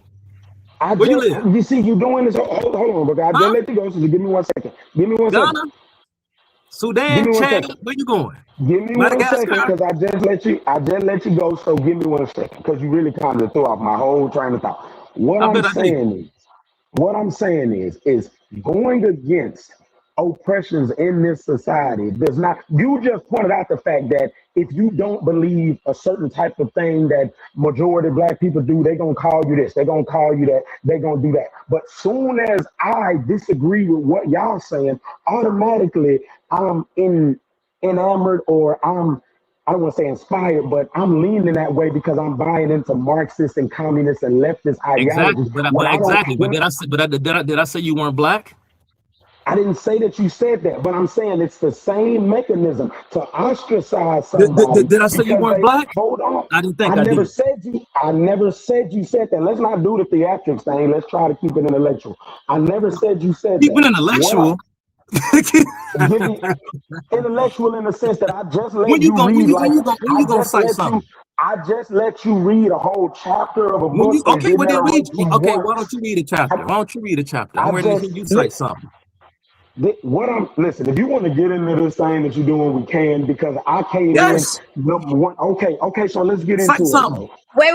What? I don't even know what you just cited, who that person was. What you cited was the fact that Marxists and leftists had an agenda to infiltrate the Black power struggle, which is really Black empowerment. I'm not saying, okay, so how about this? They invented it. They didn't infiltrate it. They invented it. That is not true, because what I explained to her last year, I wasn't even talking to you. She asked me a question. That's my point, bro. Okay. Like you coming in. It is invented. But okay, here. We can settle this whole thing. Here, we ain't even got to do it. Here, let me bring this up right here. Let me do this. I was in here last week when you did it. I know what you're talking about, but can we agree that Black people fought for struggle before Marxism and the Communist Manifesto ever came out? Yes or no? Listen. I know what you're showing. I seen that last week. No. Okay. You believe the Bible, right? The Bible says there is neither Jew nor Gentile, neither slave nor free, nor is there male and female, for you are all one in Christ Jesus. Do you believe this? Yes. So if you are one in Christ Jesus, what some white person, some nameless, faceless white person is doing to you today that keeps you from achieving living your life, living out your faith? Who is stopping you from doing that? And can anybody stop you if you are one in Christ? That sounds like a loaded question. It's really simple. This is real easy when you believe the Bible. Okay. Because God says hot or cold, okay? So yes, do you believe that there is no we're not talking about ethnicity, Jew nor Gentile, male, female. We are all one in Christ Jesus. If we believe that, then we cannot also believe that white people or a systemic system and all of this other stuff has anything over you if you happen to be Black. You can't believe both things at the same time. You got to That's not true. That's not true. You Okay, cannot say sir. that real. Then you No, need you to see, go y'all. before the You Lord just and you asked me a ask question, him. and you're not listen to what I'm saying. You cannot say that. Okay, so you will believe that, but if the leftists take over this country and they run everything and they start running it into the ground, you're not just going to sit back and say, "Oh, I believe that there's no Jew or this or that, so I'm gonna just sit back and let BS take place just because I believed it." You can believe that and still acknowledge that injustices and BS takes place in the real world. We're also called to meet injustices and handle injustices when they face them. So, like, you wouldn't say that. You wouldn't say that about anything else. But when it comes to calling out white injustices, oh, just lean on the Bible and you believe that there's no such thing as Jews or Gentiles. So how can you say that the white man is this bad? But y'all just spent 30 minutes telling us how bad that the black church is. If you believe there's no such thing as Jews or Gentiles, you shouldn't be that scared of the black church then. Right? I'm not talking about skin color when I say black. That's different. When you're talking about this, you're thinking black people as a collective, white people as a collective. You're not realizing that when the ideas go out, when the policy is being made, they're not talking about skin color. They are talking about an ideology, sir. Who are the they? Hey, Keisha, wait, let me land this. If you believe that being born again makes you a new creature, not everybody that's black, you, Mo, your soul is saved. Yes, ma'am. How can you then turn around and say, "Oh, but I got this black skin. It's gonna hold me back"? You either believe what God has said or you don't. It's that simple. Oh my God. I should have switched. I just want to Keisha, who is Mo, I'm gonna bring you down for a little bit. You can say if you like, but just I want to get Derek up here, but hang tight. Who is the white man? Excuse me. The white man. Man, oh man. That's why, you know what I'm saying. This is why it is easy, right? to flip it that way. You know what I'm saying? Because when you make these, grandiose proclamations, I mean, it's easy to turn blacks in the United States into a portion of the Soviet bloc. It's very easy to do that, and especially when you wear it every day, and they're like, "Ooh, see, it's one right there." Hi, Derek. How are you? Thanks for being patient. I'm doing fine. Can you hear me? We can hear you. Okay, so I'm just gonna say I'm gonna agree with you on this assessment. Are you a Christian? Let me ask you. Are you a Christian? I'm definitely a Christian. Okay, all right. Believer in Christ. So I'm just gonna say this: if you hold to the fact that anything above Christ, you are not a Christian. So if you're a black church, you're putting the idea of blackness in front of Christ, you're not Christian. So that's the problem with the black church nowadays. There was a time for it when the whites back in the day had separated and pushed blacks to the side. It wouldn't let blacks be preachers and all that good stuff. But nowadays, we should be actually integrating these churches, and the church should reflect the area that you live in. If you live in an all black area, then the church should look black. If you live in an all white area, your church should look white. If you live in a mixed area, your church should be mixed. It should be a church, and it should be a community which should reflect the community that you sit in. I currently live in a suburban area of DC, so it's Frederick, Maryland area. I go to a church that was white, but I don't look at it as a white church. We look at it as well, I take this back. I say that back.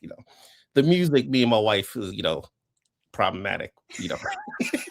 But it's not about whether you're black or white or we have Asians and everybody showing up at our church. We don't care. I mean, I'm an elder at the church, for goodness sake. So at the end of the day, it's about do you serve Christ, or do you believe in what the Bible says? And if you're not going by what the Bible says, or if you putting anything above the Bible, or looking at trying to read the Bible through the lens of your blackness or through American American patriotism or anything of that nature.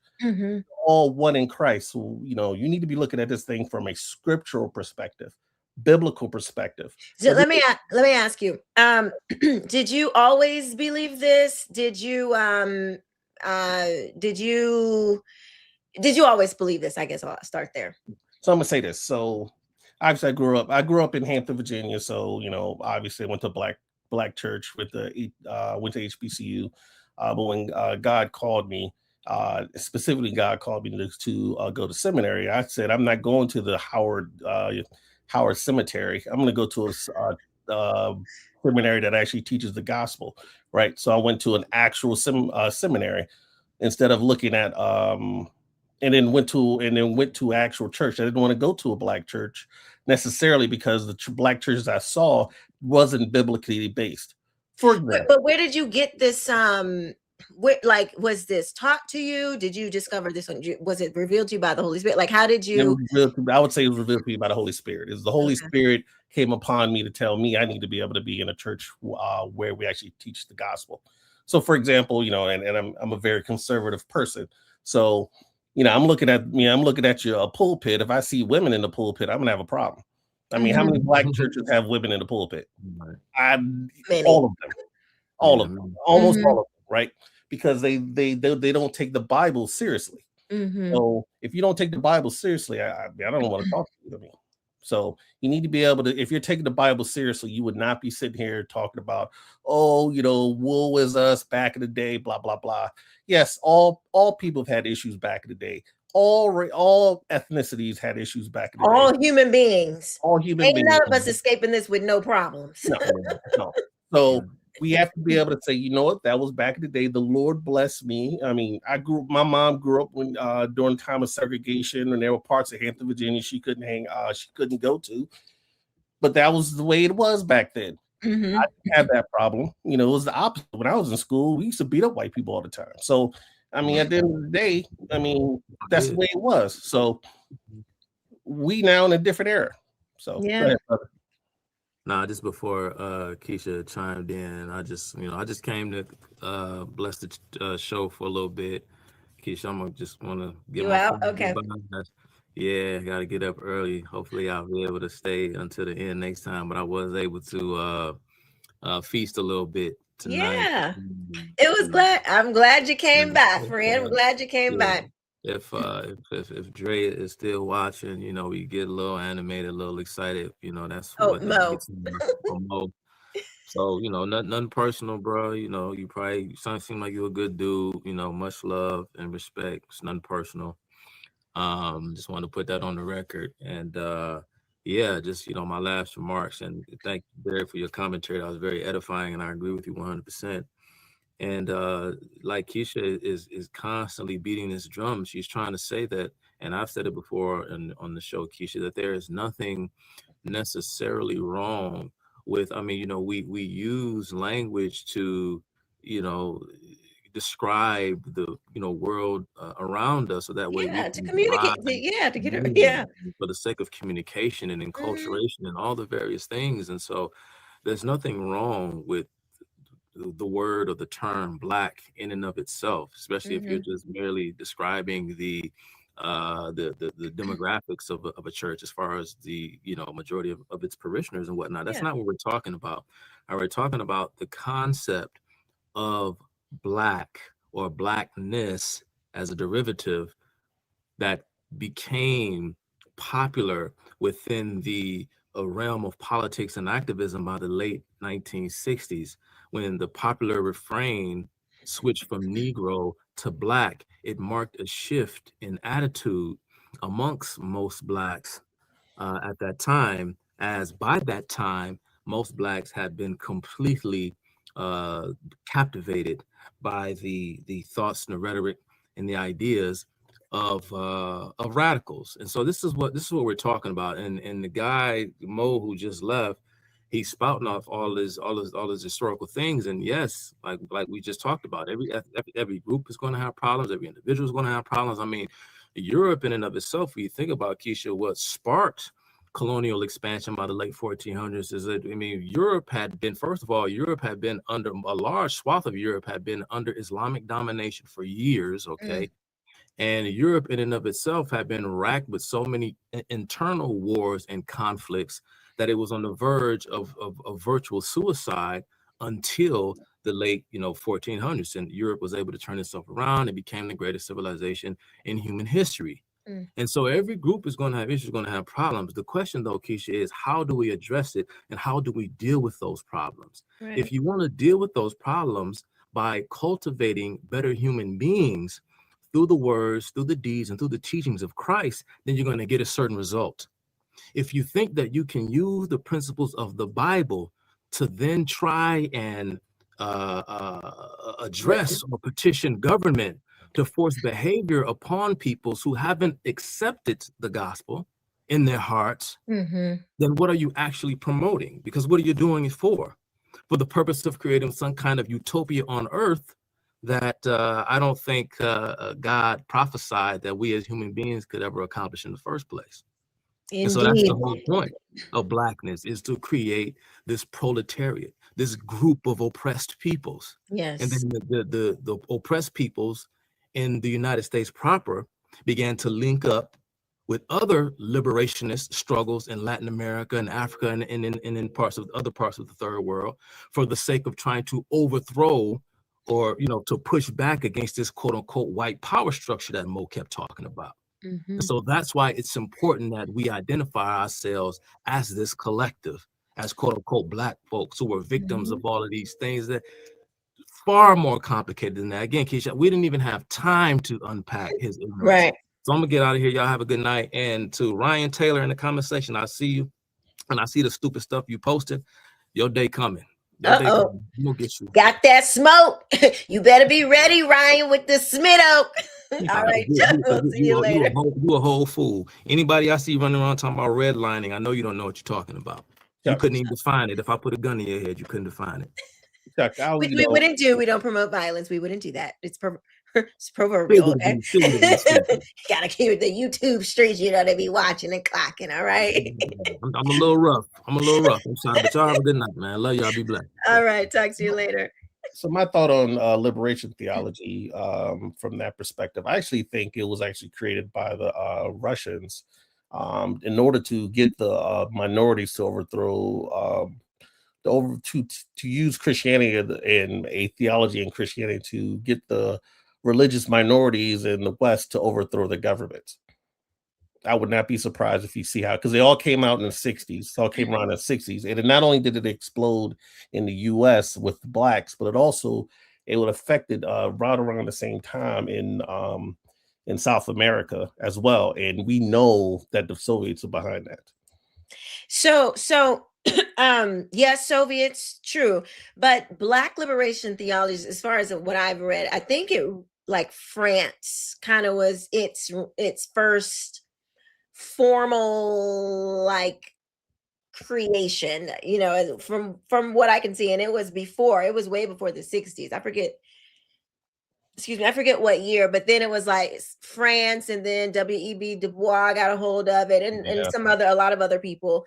And I can see it coming from the social gospel. It's the social gospel in the early 1900s probably formed in the liberation gospel, but I could definitely see the Soviets taking it and using it and spreading it throughout the area, because that's a way to get a communistic view, a Marxist view into your minorities to then overthrow the governments in the areas. And the Russians were really good at trying to figure out a way to use religion as a way to undercut governments that they were going after.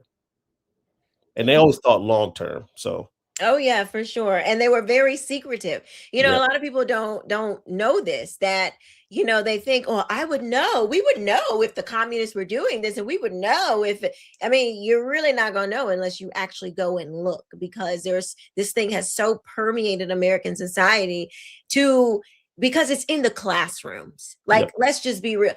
Because most people go to public schools. Most Americans go through the public school system.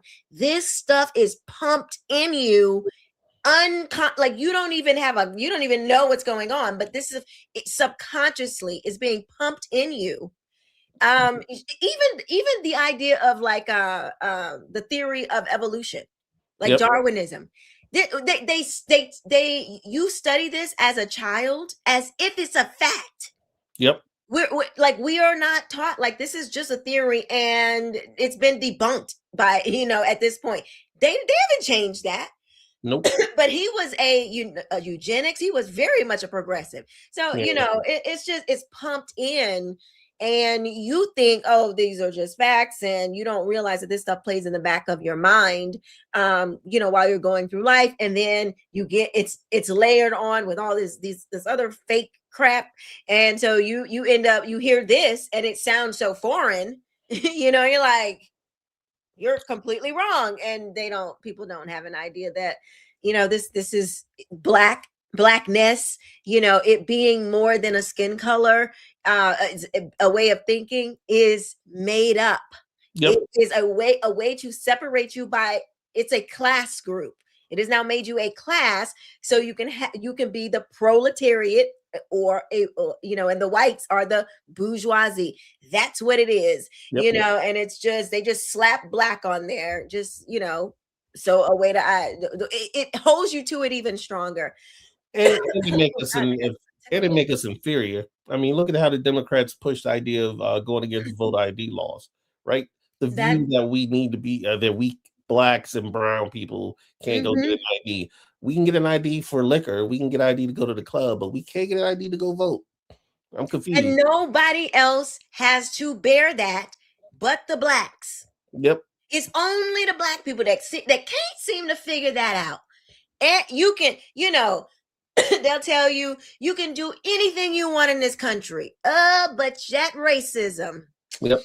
You're not going to be able to fix that. God can do everything, but that racism, he just can't tackle it.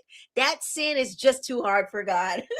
But I mean, God made us all these complexions for a reason. He loves the diversity with absolutely throughout the world. He created, therefore, it is a benefit for us. Are you a pastor? Also, yeah. I'm an elder and a pastor. Yeah. Okay. You kind of look like one. Yeah. You got that arm folded, eyes closed. Like I've been doing this for a while. Yeah. I mean, I'm an elder. I don't run a church, but I am Pastor Derek at my church. So. Yeah. Very nice. Very nice. And it's a white church, by the way. So. Look, I'm about to bring Mo back up. Well, no, I guess he's just. Mo, listen, you're not connected. I can't pull you up because you're not connected right now. Let me get rid of this person because I don't. Hold on, let me just see. Derek, are you there? I'm here. Is Dre there? Oh, I'm sorry. I meant Dre. You have to unmute yourself. Okay, he's left. Yeah. So. Yeah, you're not connected. Okay. All right, Mo, you're back. Oh yeah, I'm sorry. My phone died. And then it's crazy. I was sitting right by the laptop, but I just let it die because we were talking too much. So that was my bad. I'm sorry. It's all good. Okay, so just let me. Okay, so it seems like what you're saying is the ideology that because you are black, you have to think a certain way. I disagree with that. So if there's a person that thinks because I'm black, I have to think this way, and not thinking this way or thinking this way determines my blackness, that's stupid. I disagree with that. But I don't think that's all blackness is. I don't think that when everybody says they're black, they're going into it saying, I'm black, so my politics is also this. I don't think that. Like, I don't. Well, here's the thing, Mo. Yes, ma'am. You can, if you don't, you might not have the words to articulate, what black consciousness is and black power and black theology. You might not have the words to articulate it, but the Bible tells us that we will know them by their fruit, right? So we'll know if we know how to judge what people do by the fruit that they bear. Okay, so if we're looking at, quote unquote, the black church, and we see the fruit that it's bearing, and we can say, okay, they do this, they believe this, they believe this, they believe this, and they act in this way, this way, this way, and it lines up with progressive Marxism. If we are judging the fruit and we're seeing that, okay, this thing is one and the same, that's what you might not have the words to say, like, I believe in Black liberation theology, or I believe in the social gospel, but you're doing the things. I'm going to call the thing what I know it to be, because I have just happened to have bothered to study on this stuff. So regardless of if the person, that's why sometimes some things have to be revealed to you, because you don't know that you're doing this thing or believing this thing until, many times God shows you, hey, look, like right now, like this is God using me, Derek Chuck, to talk to you, Mo, and say, son, listen, what you're believing is wrong. I've had to do that. God sat me down on my couch in 2018 and said, your skin color has become an idol in your life. Let me tell you something, Mo. You don't want to die with this idol. He takes it very seriously. I can tell you, the way he spoke to me that day, it was it was judgment wrapped in love. And honestly, if we're not for his love, I don't think I could have bore his judgment of how he was telling me how wrong I was. It is very important that you get this right, because if you can't see that you've taken on a belief that has been rooted in you, has now taken up root, it's a sin. It is growing, and how you live your life, your actions, what you do will reflect what you believe. That's why God says, my words are seeds. They get rooted on the inside of you. They're supposed to.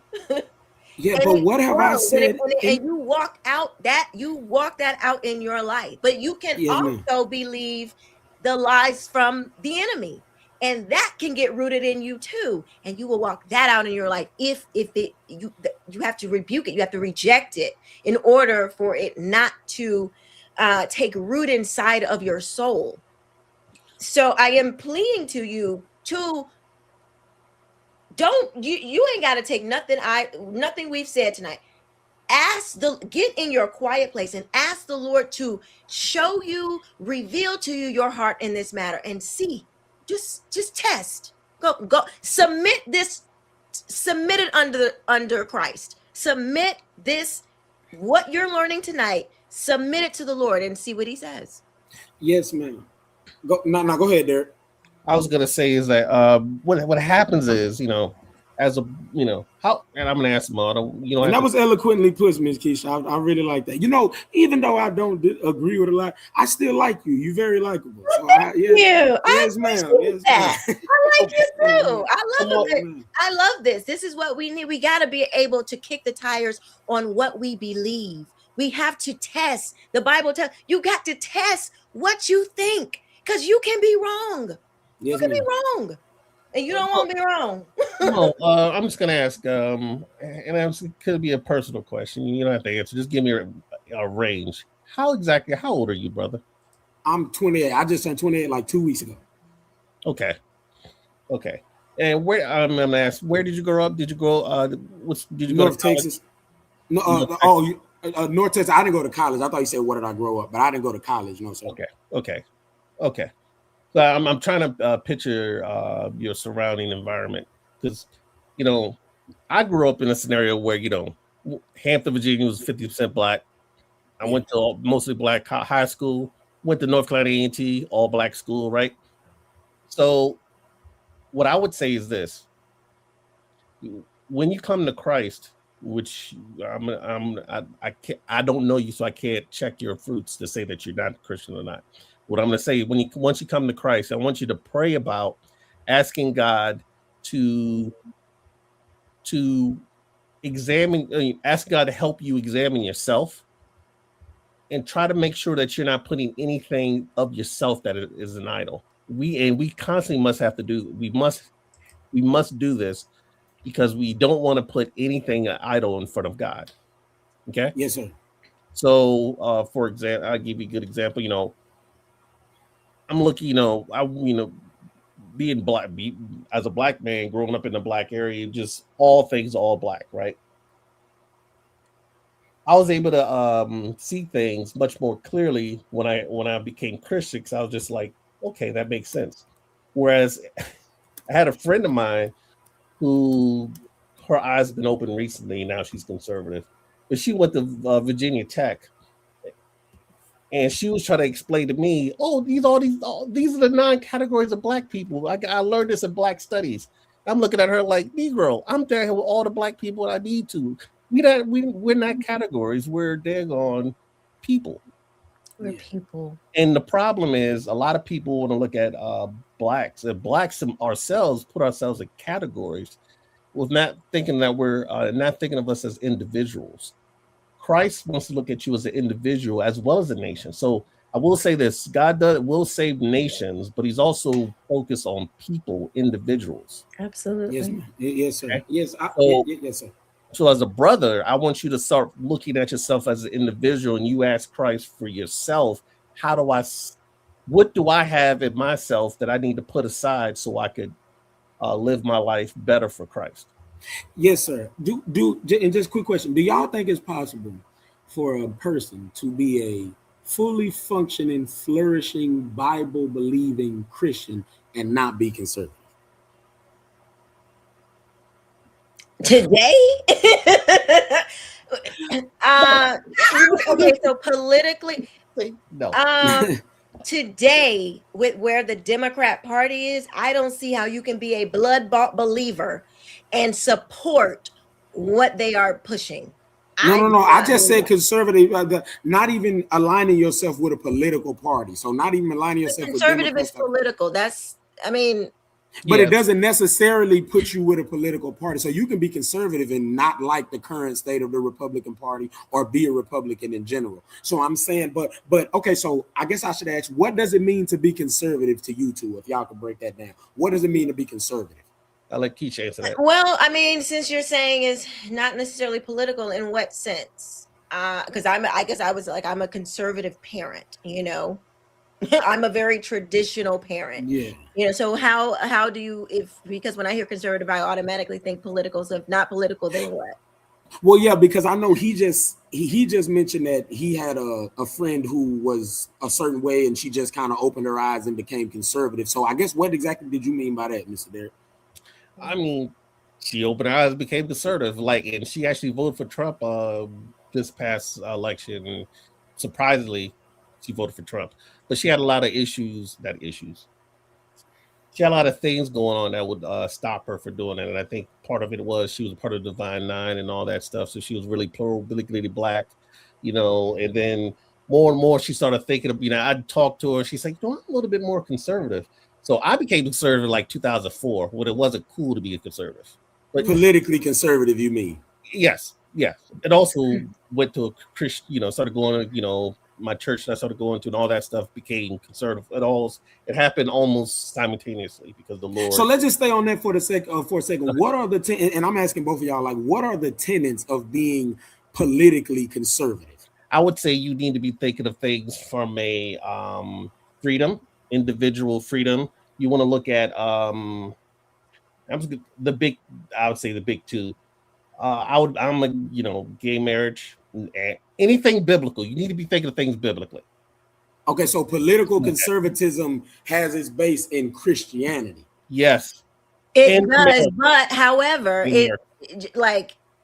every conservative Republican is not a Christian, even though they might appreciate and like the Christian value, and they may understand the Christian values, because in economics, a lot of these things come from the Bible, but they're still conservative as well, though. Yeah, but they don't have so I would say this: the roots and foundation of America was built on biblical principles. Mm-hmm. So a conservative is somebody who's looking at and wants to hold on to the roots of America. Okay. But that doesn't necessarily mean that they're Christian. However, there a person like that, conservatism, they'll be swaying in the wind. I think they would almost be like a Tucker Carlson to sway to the wind, or like a Candace Owens. So they're not a true conservative because they don't have the foundation to be able to truly be conservative.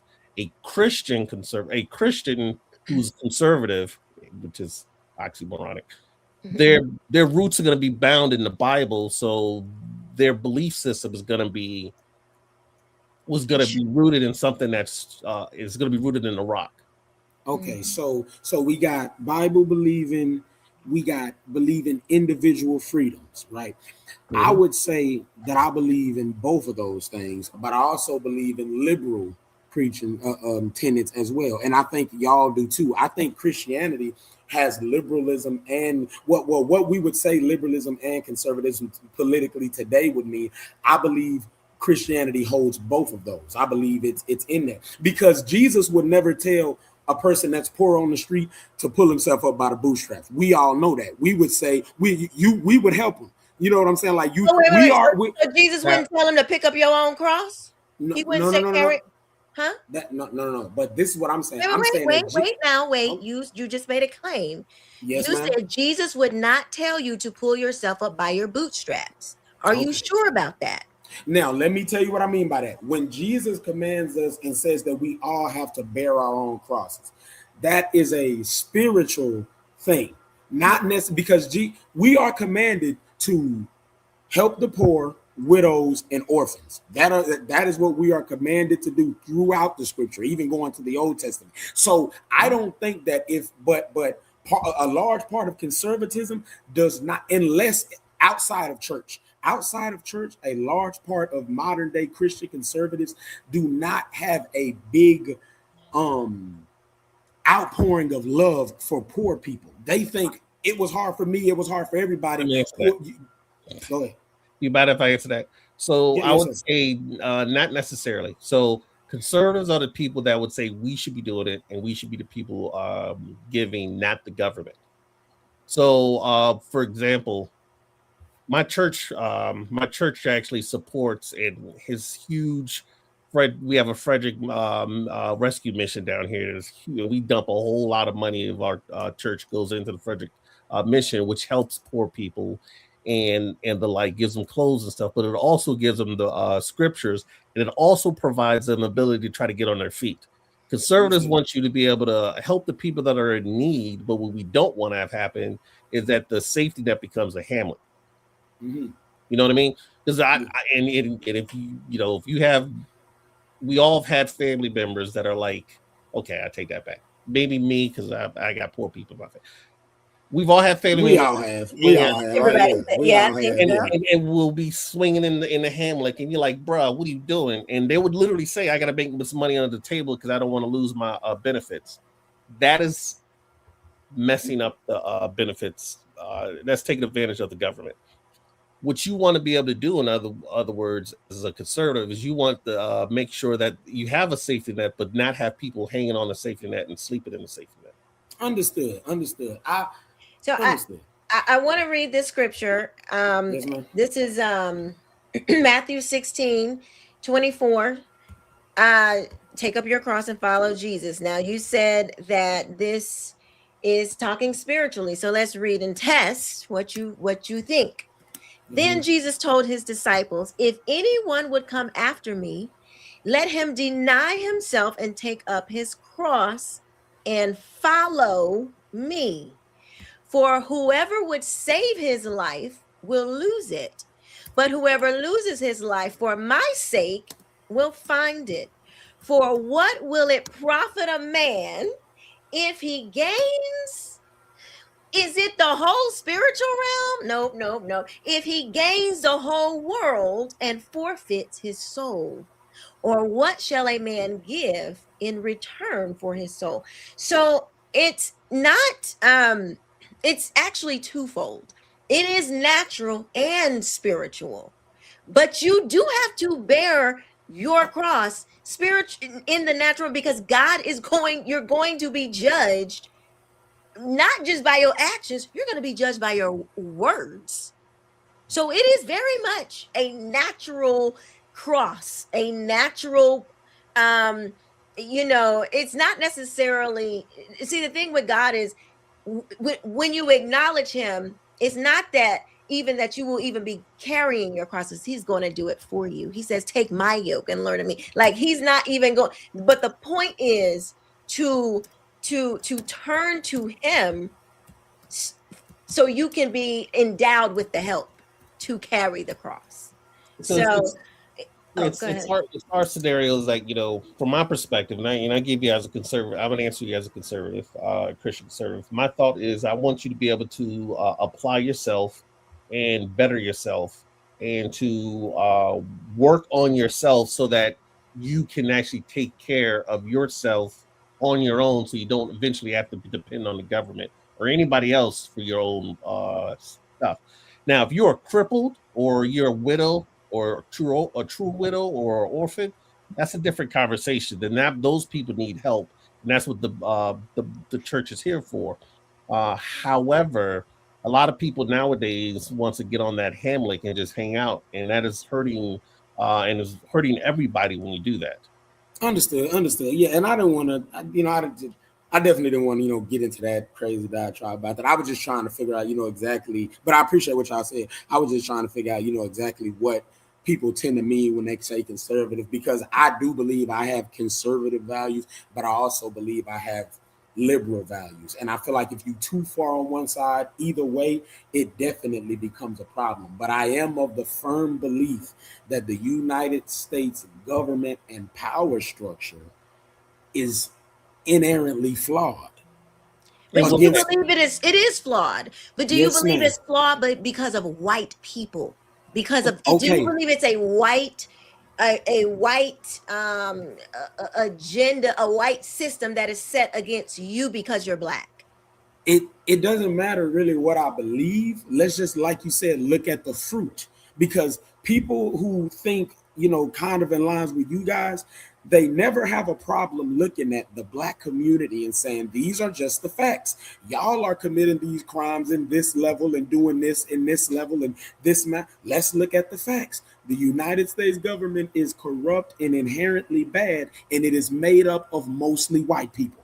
I don't know why, Hold up. So I will say the United States government is made up of mostly white people.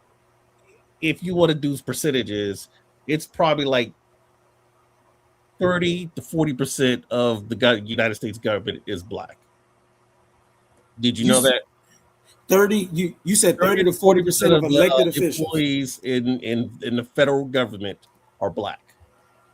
Oh, well, I mean, it would depend on how you're doing it, because you have people that technically work for the government that like fixes printers and stuff like that. But if we're talking about elected officials, 30 to 40% of our elected officials that actually run the government systems are not black. It's definitely not that high. So what does that have to do with anything? But this is what I'm saying. What I'm saying is that if the government, and first of all, I don't think that their whiteness is why the government is messed up. I don't think like I'm not looking at it as if like they're evil because they're white or their whiteness is a sin or none of that stuff like that. That's not what I'm saying. But I'm saying that the United States government is inherently flawed, and the United States government has never cared about Black Americans, and that is a problem. But how do you say that? Because you're trying to say a system is okay. First of all, you want the government to provide something for you that it can't. What government care in the sense of what? A government has a specific function. It's supposed to protect its citizens from harm, basically. Yeah. But it steps outside of that fun. And you know what's crazy? Let's just say all three of us agree on that. Let's just say we do. I think it is inherently unfair that it steps outside of that function every time white people are uncomfortable. So hold on 1 second. Let me watch this. Food stamps, housing, all that was created during the Depression, when white people became unemployed, that when Black people were in the same depressive state for the entire time that they came out of slavery. That's not true. No, hold on. Let me get this. Let me get this out. Okay, let's not say out of slavery. Let's just say regardless, we were very poor. Black people were very poor coming out of slavery. Black people were very poor at the turn of the 19th century, all that. We like our unemployment rates was high, all that. Or we were being paid extremely low to where we could not keep up. Mo, I gotta stop you because you don't, that's not true. Sir. How is that not true? Because, okay, when we came out of slavery, not even we, because I didn't come out of slavery. Your community did. It's okay to identify with your community. My ancestors did. Yeah. When they came out of slavery, there was 4 million Black people now. Okay.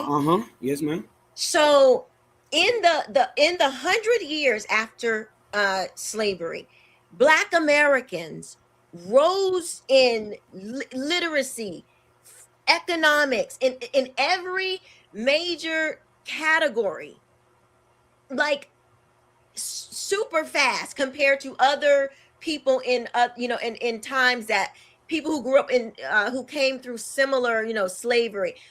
The Black American rise of economics, family, and all that, and literacy was literally a phenomenon.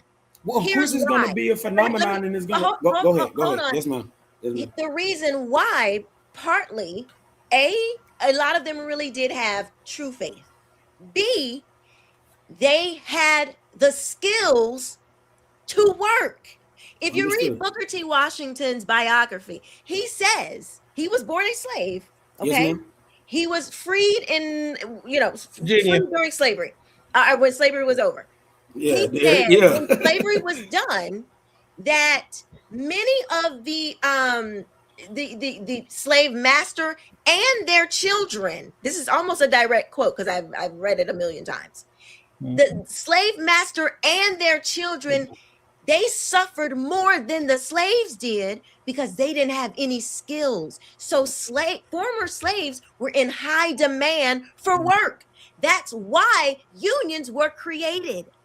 Not because Black people couldn't get work, but because they were getting work. They were getting all the work. They did, the government and nobody else cared about them being Black. That's not true. That part is not true. And the reason, and just to push, no, Ms. Keisha, just one second. Let me push a lot of 1,000%. Okay. So let me tell you about the laws that came after construction. In a lot of states, you could not work. You could not have a job unless it was a former slave type job, and you could only work on plantations. So you could only get money from former slave owners on plantations. So how you get Black Wall Street? How you get and that wasn't the only of course. How did you get all those Black communities that had their own doctors, own hospitals, own literally a whole ecosystem completely separate from white people, and they were thriving? Until what? Government was still oppressing them where they could not do anything. They were thriving until what? Until the civil rights movement. That is not true. Most of those communities were gone by the 20s and 30s, not just because a bunch of white people came and burned them down. In the 20s and 30s, they rebuilt Blackwood. They rebuilt it. No, but it was never thriving the same way. I'm from Fort Worth, Texas. I'll tell you where I'm from. And we gotta go. I'm like tired. I get what you, and I gotta check on my people in the chat. So real quick, I want to answer you quick, Mo. I'm gonna ask you a quick question, Mo, for you. Where are the poorest communities in America today, and what complexion are they? I would say white, probably. They are definitely white. The 4 most poorest counties in America today are like 96% white. Yeah, but you never want to do it like that. You want to talk about the percentages as far as like per capita. We're poor per capita though. Yeah, we're poor. Even though we're a lower percentage of the population. I mean, also if you look at welfare, most people on welfare are what? White. Mm-hmm. But there are more white. Okay, so more people. So most people in time out. White? Most people in prison are white.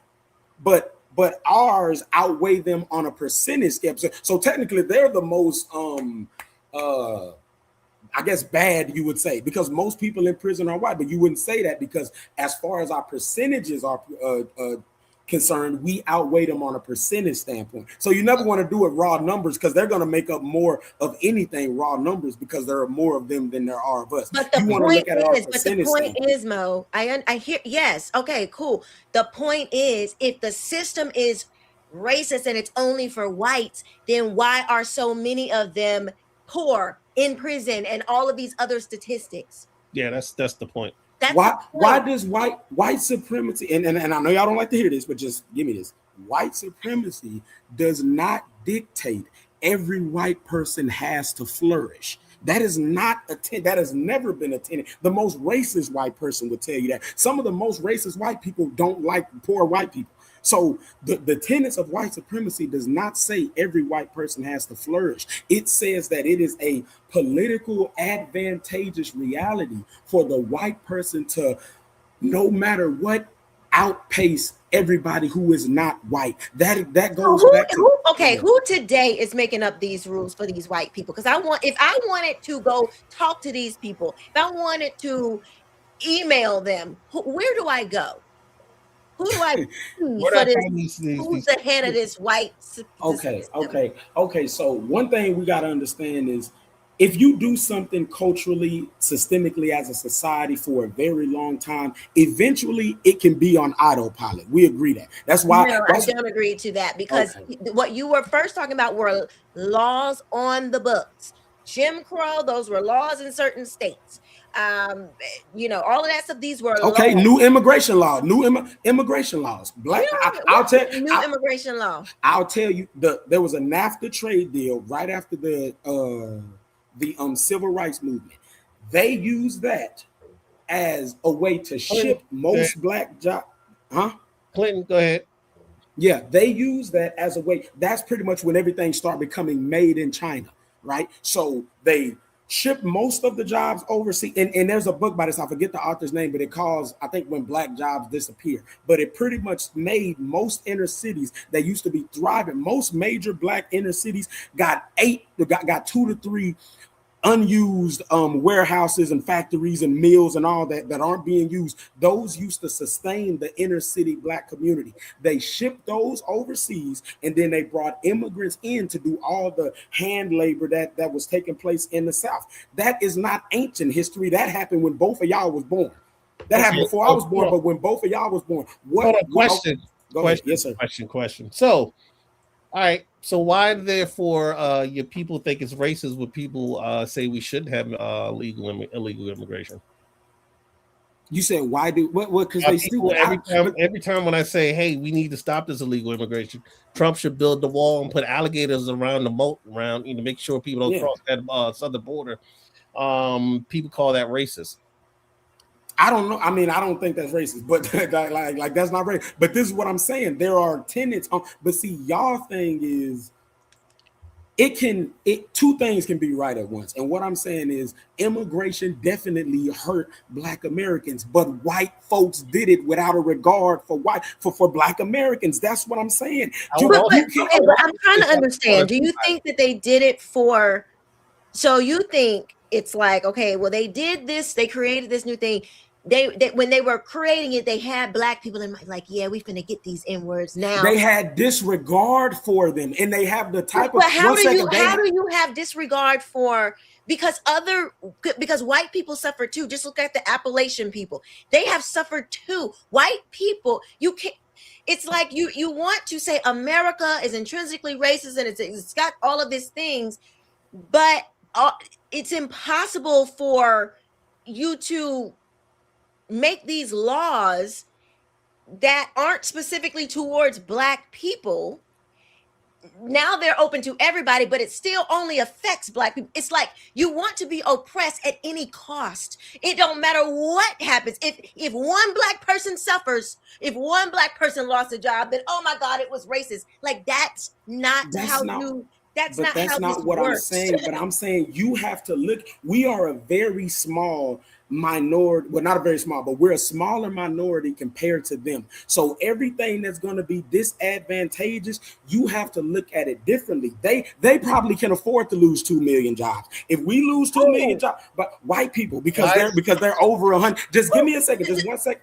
Hold on. All I'm saying is the L's that they can afford to take, and that's with anything. Like if I create a disease that KILL's only redheaded people, but it might get some brown-headed people. There are way more brown-headed people, but redhead people are the ones that's really on the chopping block. We were really on the chopping block with those immigration laws and that NAFTA trade deal that sent away most of the jobs. That's what made the Black inner city community go into distress, a lack of jobs. It wasn't a lack of moral character, none of that. When people don't eat, whether it's medieval England, ancient Egypt, the poorest among you are always going to be the most violent. It doesn't matter how much you preach. It doesn't matter how much you talk to them about God or anything. So what I'm saying is when they did that, they had no disregard. If the same percentage of white jobs would have disappeared, let me tell you what they would have done. They would have done what they did during the Depression, and they would have created food stamps and housing and an economic stimulus package that was for white folks. But when all of our jobs disappeared in the 60s and the 70s, what did they do for us? We got the remnants of food stamps and housing and all that, but that really didn't help. Like there was no, they shouldn't have done it in the first place. The government is not your provider. The government is not your provider. But it's been that for white people multiple times. If you claim to be, this is why I like to stick to what because you cannot say, I'm a Christian, I believe that this is the word of God, this is what rules my life. You cannot want to depend on the government and also say, but God is my provider. Because if your dependency, if you steady looking for a government which is a nameless, faceless, they don't know you, they don't know your situation, they ain't in your house, you're looking to them to be some kind of nanny. Okay, so Miss Keisha, if somebody kicking your door right now, don't call the police then, right? Excuse me? If someone kicks in your door right now, you won't call the police then, right? That's a government official. I believe Derek. we have the Second Amendment. That's why we have the Second Amendment, for me to protect it's for the government if the government gets too froggy. But yet also if somebody tries to, we have laws that the government created that says I can protect myself and not go to jail. So that, like I said before, the government that's part of its duty to make sure, that there's law and order. Because if people are just running up in your house and there is no law and order to say, no, you can't do that, to deter people from doing things like that, we won't have a civilized nation. So it wouldn't behoove the government to make sure certain vast majorities of your population does not become destitute to where they will have those, to create those instances that would make them not have law and order, in the sense of like, there's plenty of governments like that. They're socialists and communists, and all the power is concentrated at the top, and they will gladly tell you what you can't do. You made $1 million, cool. Well, this person over here doesn't have $1 million, so we're gonna take your labor, this is what happened in slavery. We're gonna extract what you made with your own hands, and we're going to redistribute it to the people that don't have it. Because no, that's not the point I'm making. I'm saying, so where are they supposed to get? Where is the government going to get its resources to care for all these black? I'm not saying the government is supposed to care for everybody. I'm not saying the government's supposed to give us a handout. Where are they supposed to get it to care for anybody?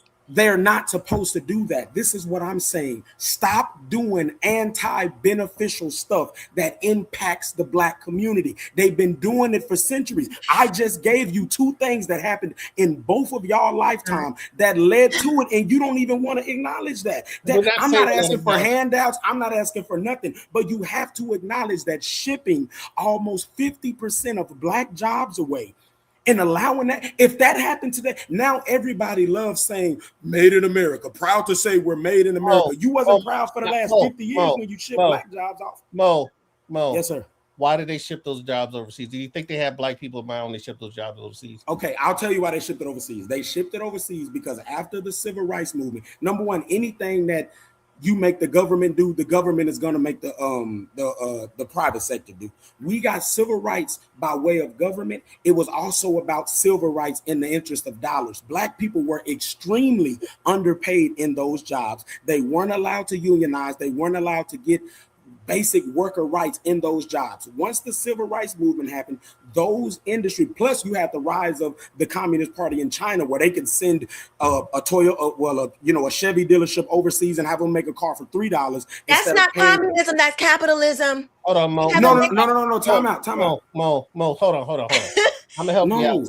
Oh man, Mo, you don't know. No, I wasn't. No. I know that's communism, but I'm saying that's capitalism to say that we're gonna take those jobs away from America. Black people are American citizens. If they did that to white people today, they riot. Let me explain to you exactly what actually happened, because you're getting things all mixed up. So NAFTA happened under Clinton in the 90s. Okay, so that's like 30 years after civil rights. All right. So there's a huge time span during that particular time. And I know this because NAFTA actually hurt my wife's mother because she was union. Okay. So this is actually something that fits right into what I could tell you this, because personal experience with my wife and her mother and what happened to her. Okay. So the reason why, and it wasn't the government that shipped the jobs overseas, it was the private industry, but it was enabled by NAFTA because it was government policy. Yes. And NAFTA didn't ship it over to NAFTA really is North America. So really it's shipped down to Mexico. The reason why they did is because Mexico was cheaper labor. And you know why it's cheaper labor? Because of unions. Unions made labor too expensive in these blue cities, so they went to either the South or they went to Mexico.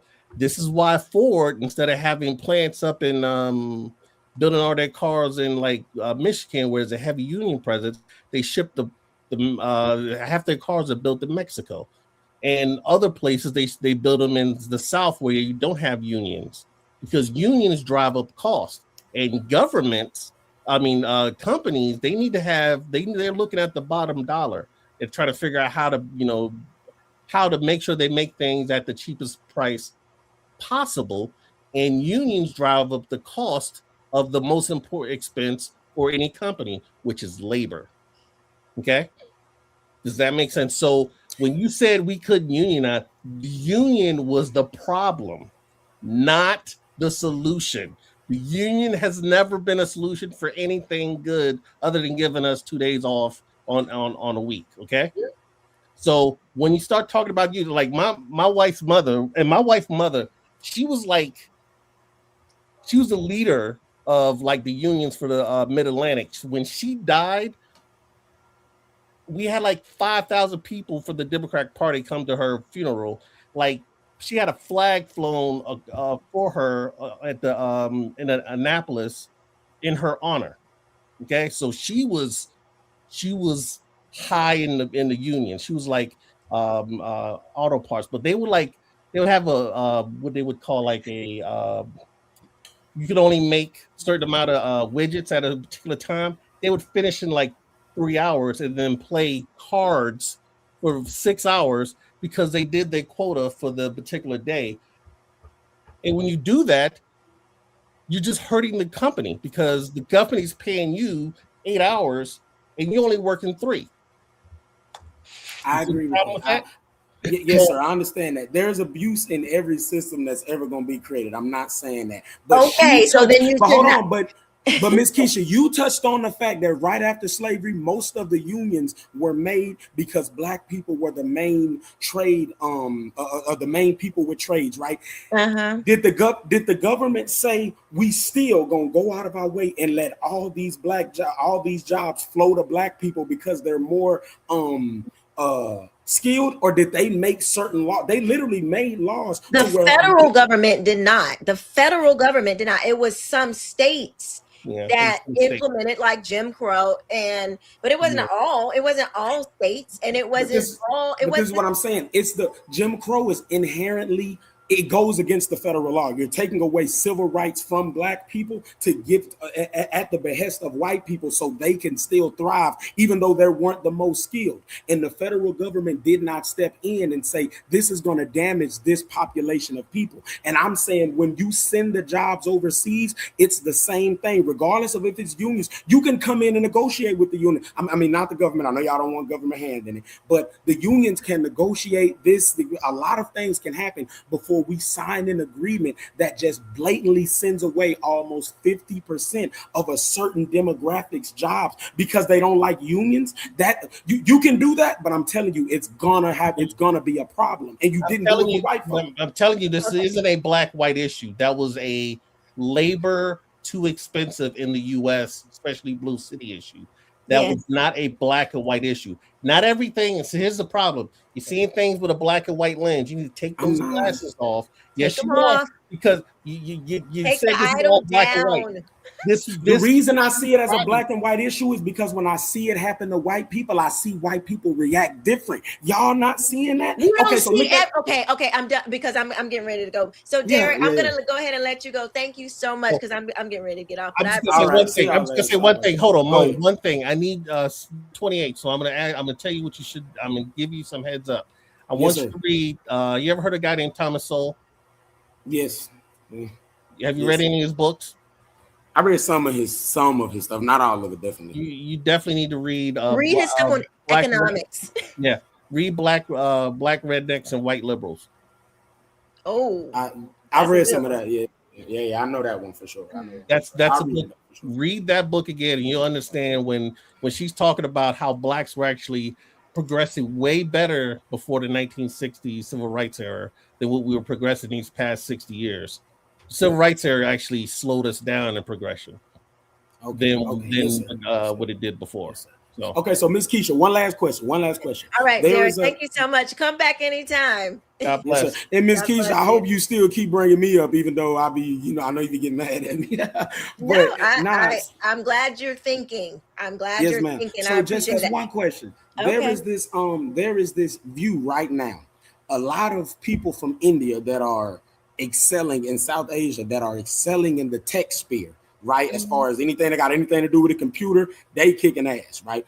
And they coming over here on visas and scholarships and all that, and they're taking tech jobs away from white college students or just white people in general. That is an actual fear, and that's an actual conversation that's happening.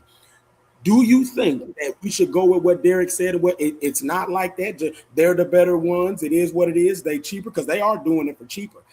Should we just let that happen? And do you think the government is eventually going to let that happen if 30 to 40% of white people in that field lose their jobs to Indians? Or do you think they're going to stop those visas and stop allowing that to happen? I think I don't. It depends. I think they are already, because it's an immigration thing, I think there is just kind of like, we need to get our own house in order before we start opening it up to other people, because it's a mess because of it. We have a lot of problems because of immigration.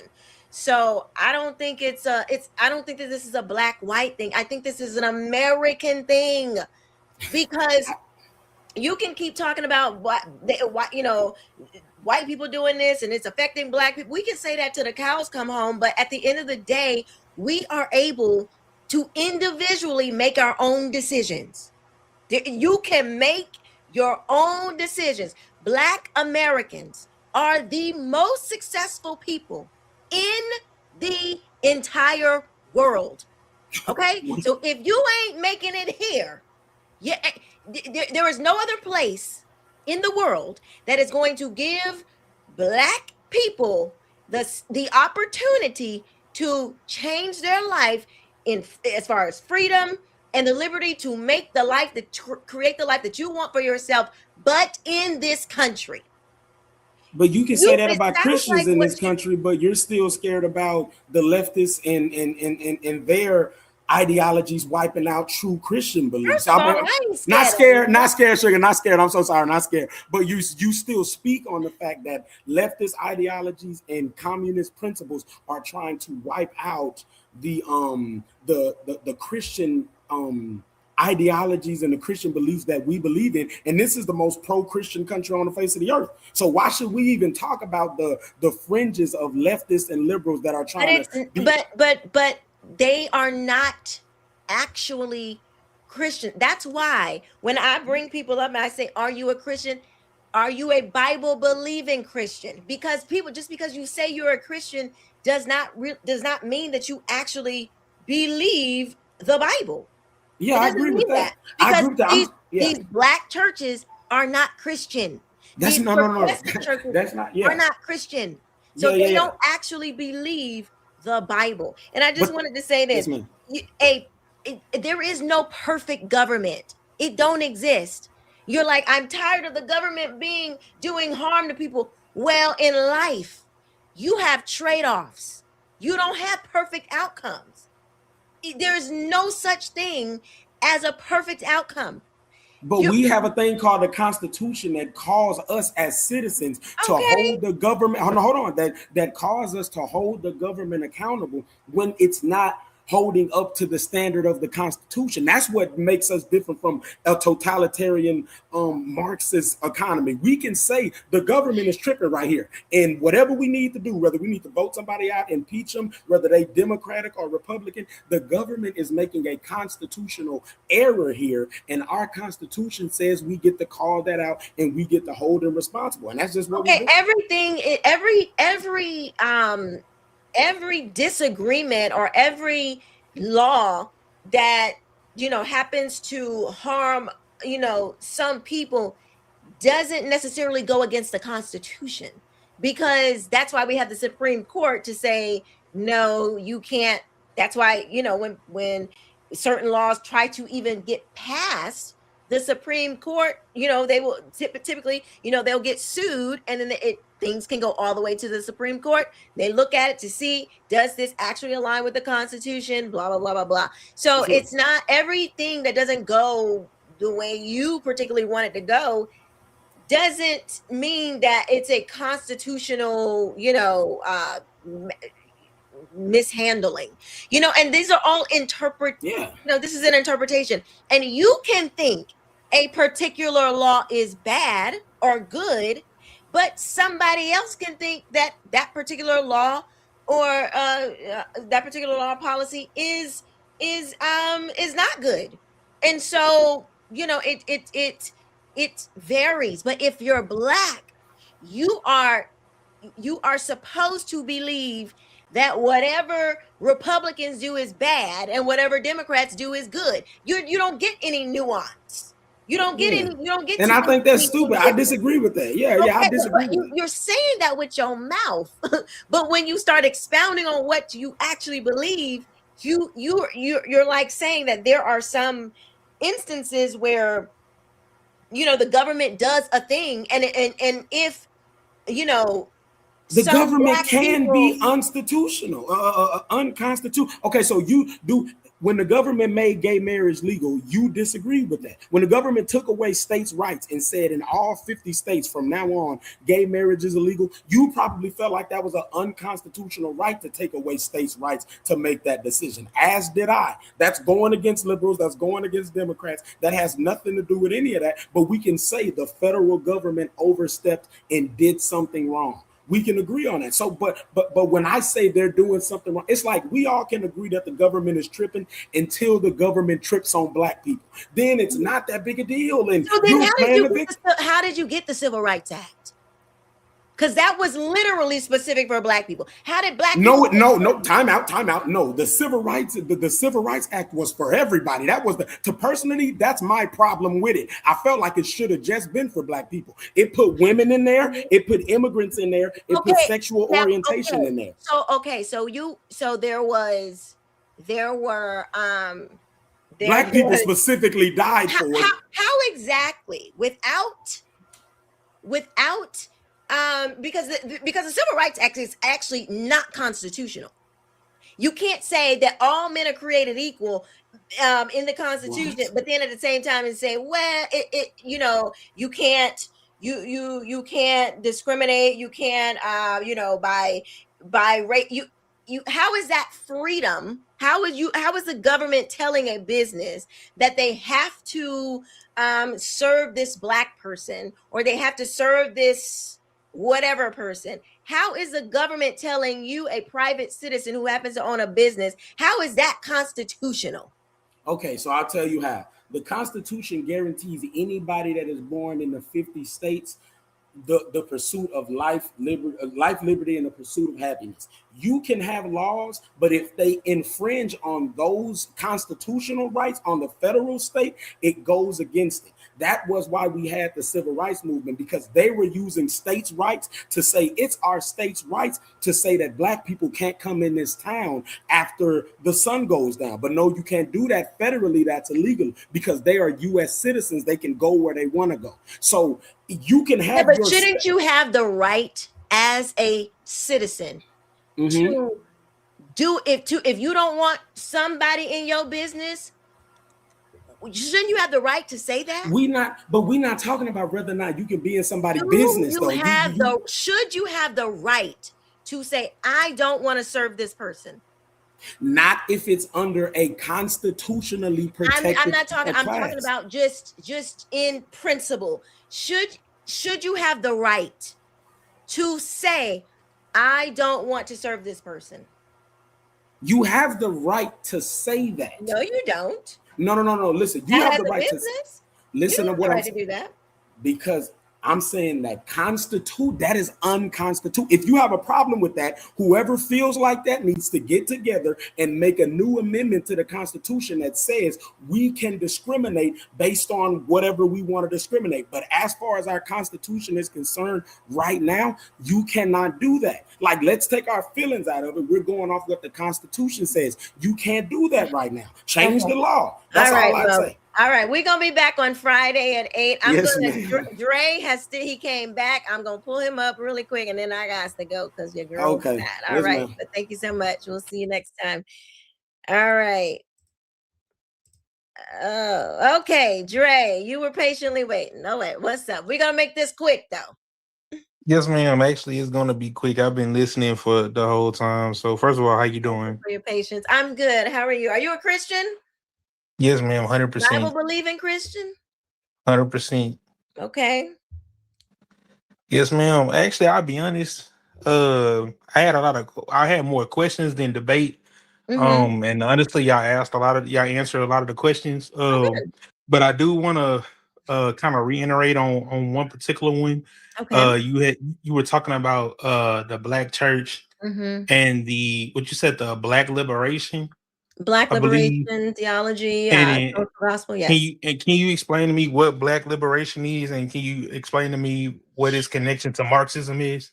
Okay, so Black liberation theology, it is a theological movement founded primarily by James H. Cone. He made it popular in 1969.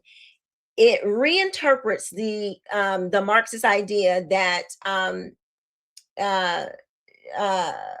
it reinterprets Christian theology through the lens of Black American experience, arguing that God is on the side of the oppressed and that Jesus is symbolically Black. And so because God is on the side of the oppressed and Jesus is Black, therefore Blackness is identified with oppression. So that's the high level overview of what it is. It says, here are some core claims. God identifies with the oppressed, therefore Jesus is Black. The gospel is not merely spiritual. It demands political liberation from systemic racism. The white church maintains a racist white God that supports white supremacy, and that true Christianity requires action against, did I read that already? Action against systemic racism. So that's Black liberation theology. And you asked what the social gospel was? No, I was asking, it's a connection to Marxism. Oh, okay. So it breaks you down into classes. So with traditional economic Marxism, it was you were either a part of the proletariat, which was the worker class, or the bourgeoisie. I think we know what that is because we call it bougie these days, right? So there were two classes, and Karl Marx said that the only reason why a bourgeoisie exists is because of the system. And so we have to tear down that system so the workers, the proletariat, can own the production. They need to be in charge because they are the ones that are being put upon. They're the oppressed. So we don't have a class system in America. In America, you can be born rich and die poor. You can be born poor and die rich. So we don't have these permanent classes that you were born into, right? So when these communists when the communists were looking out at the world because they want world domination, and when they were trying to figure out how they were going to take down America didn't have that same kind of setup as other countries, as most other countries do and did. So what was the way that they were going to be able to drive that to divide us that would bring the system down? They use race. Oh, there's already conflict. There's already a rub there. So they took race and they made it, they put it to progressive, they put it in Marxist terms. So Black now became it wasn't merely your melanin level, it was a political class that needed to fight the system because you are oppressed. So that's kind of a very high level overview. Okay.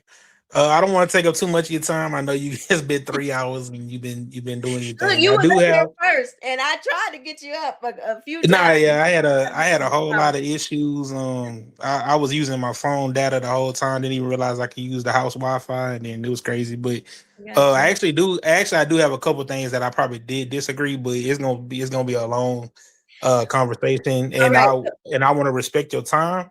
And yes, so sir. And yes, ma'am. So you said that you were streaming again when? We'll be back Friday at 8 p.m. Eastern Standard. Friday at 8 p.m. Okay, yes, ma'am. I'll try to be here. I pray that you'll be here. Yes, ma'am. I'll try my best to be here. All right. God bless you, and you know what I'm saying, and just bless everybody in the chat. Appreciate you. Thank you. God bless you. Yes, ma'am.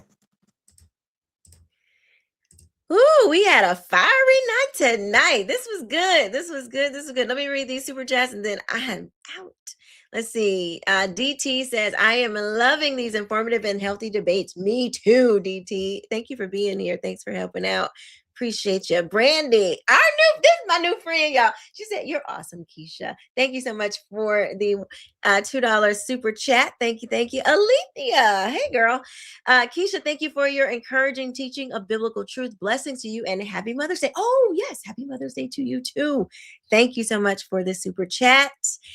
And we have Michael Gilleran 4108. Thank you for the $5 super chat. Says Proverbs definitely tells you how to pick yourself up by your bootstrap. There's a lot of scripture that tells us how to produce. God, he made trees, not chairs. So he gonna give you the tree, but you got to go make that chair, okay? Thank you all for your support of the channel. If you would like to support in other ways, you can hit me up on Cash App. That's $, Miss Keisha K. Buymeacoffee.com /Keisha King Benton. Super chats and super stickers. So thank you all so very much. I really appreciate you. Let's see what we got here.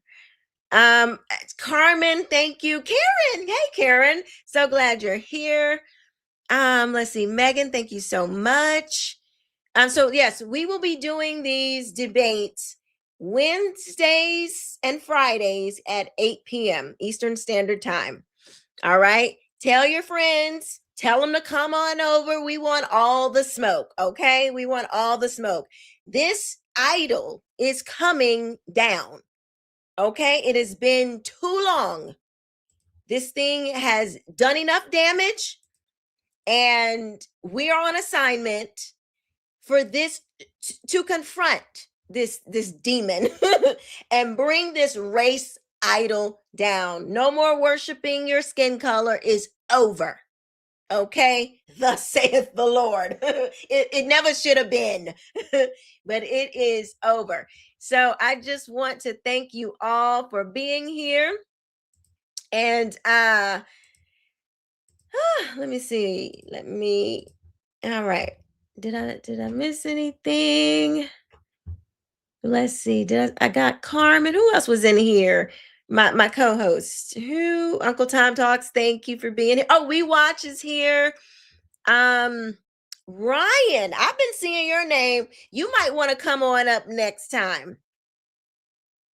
Okay. So you said you're going on after Dre on Friday. I would love to have you guys. So you've been talking a lot of stuff in the comments. Okay. And Chuck wants to smoke also. Hopefully he can be there. Let's see. Yes, We Watch is here. Thank you. Let's see who else we got. All of you. I really appreciate you. I will see you on Friday. Be here because we will be back to tear this idol down. Y'all have a blessed night. Thank you for watching. Bye-bye.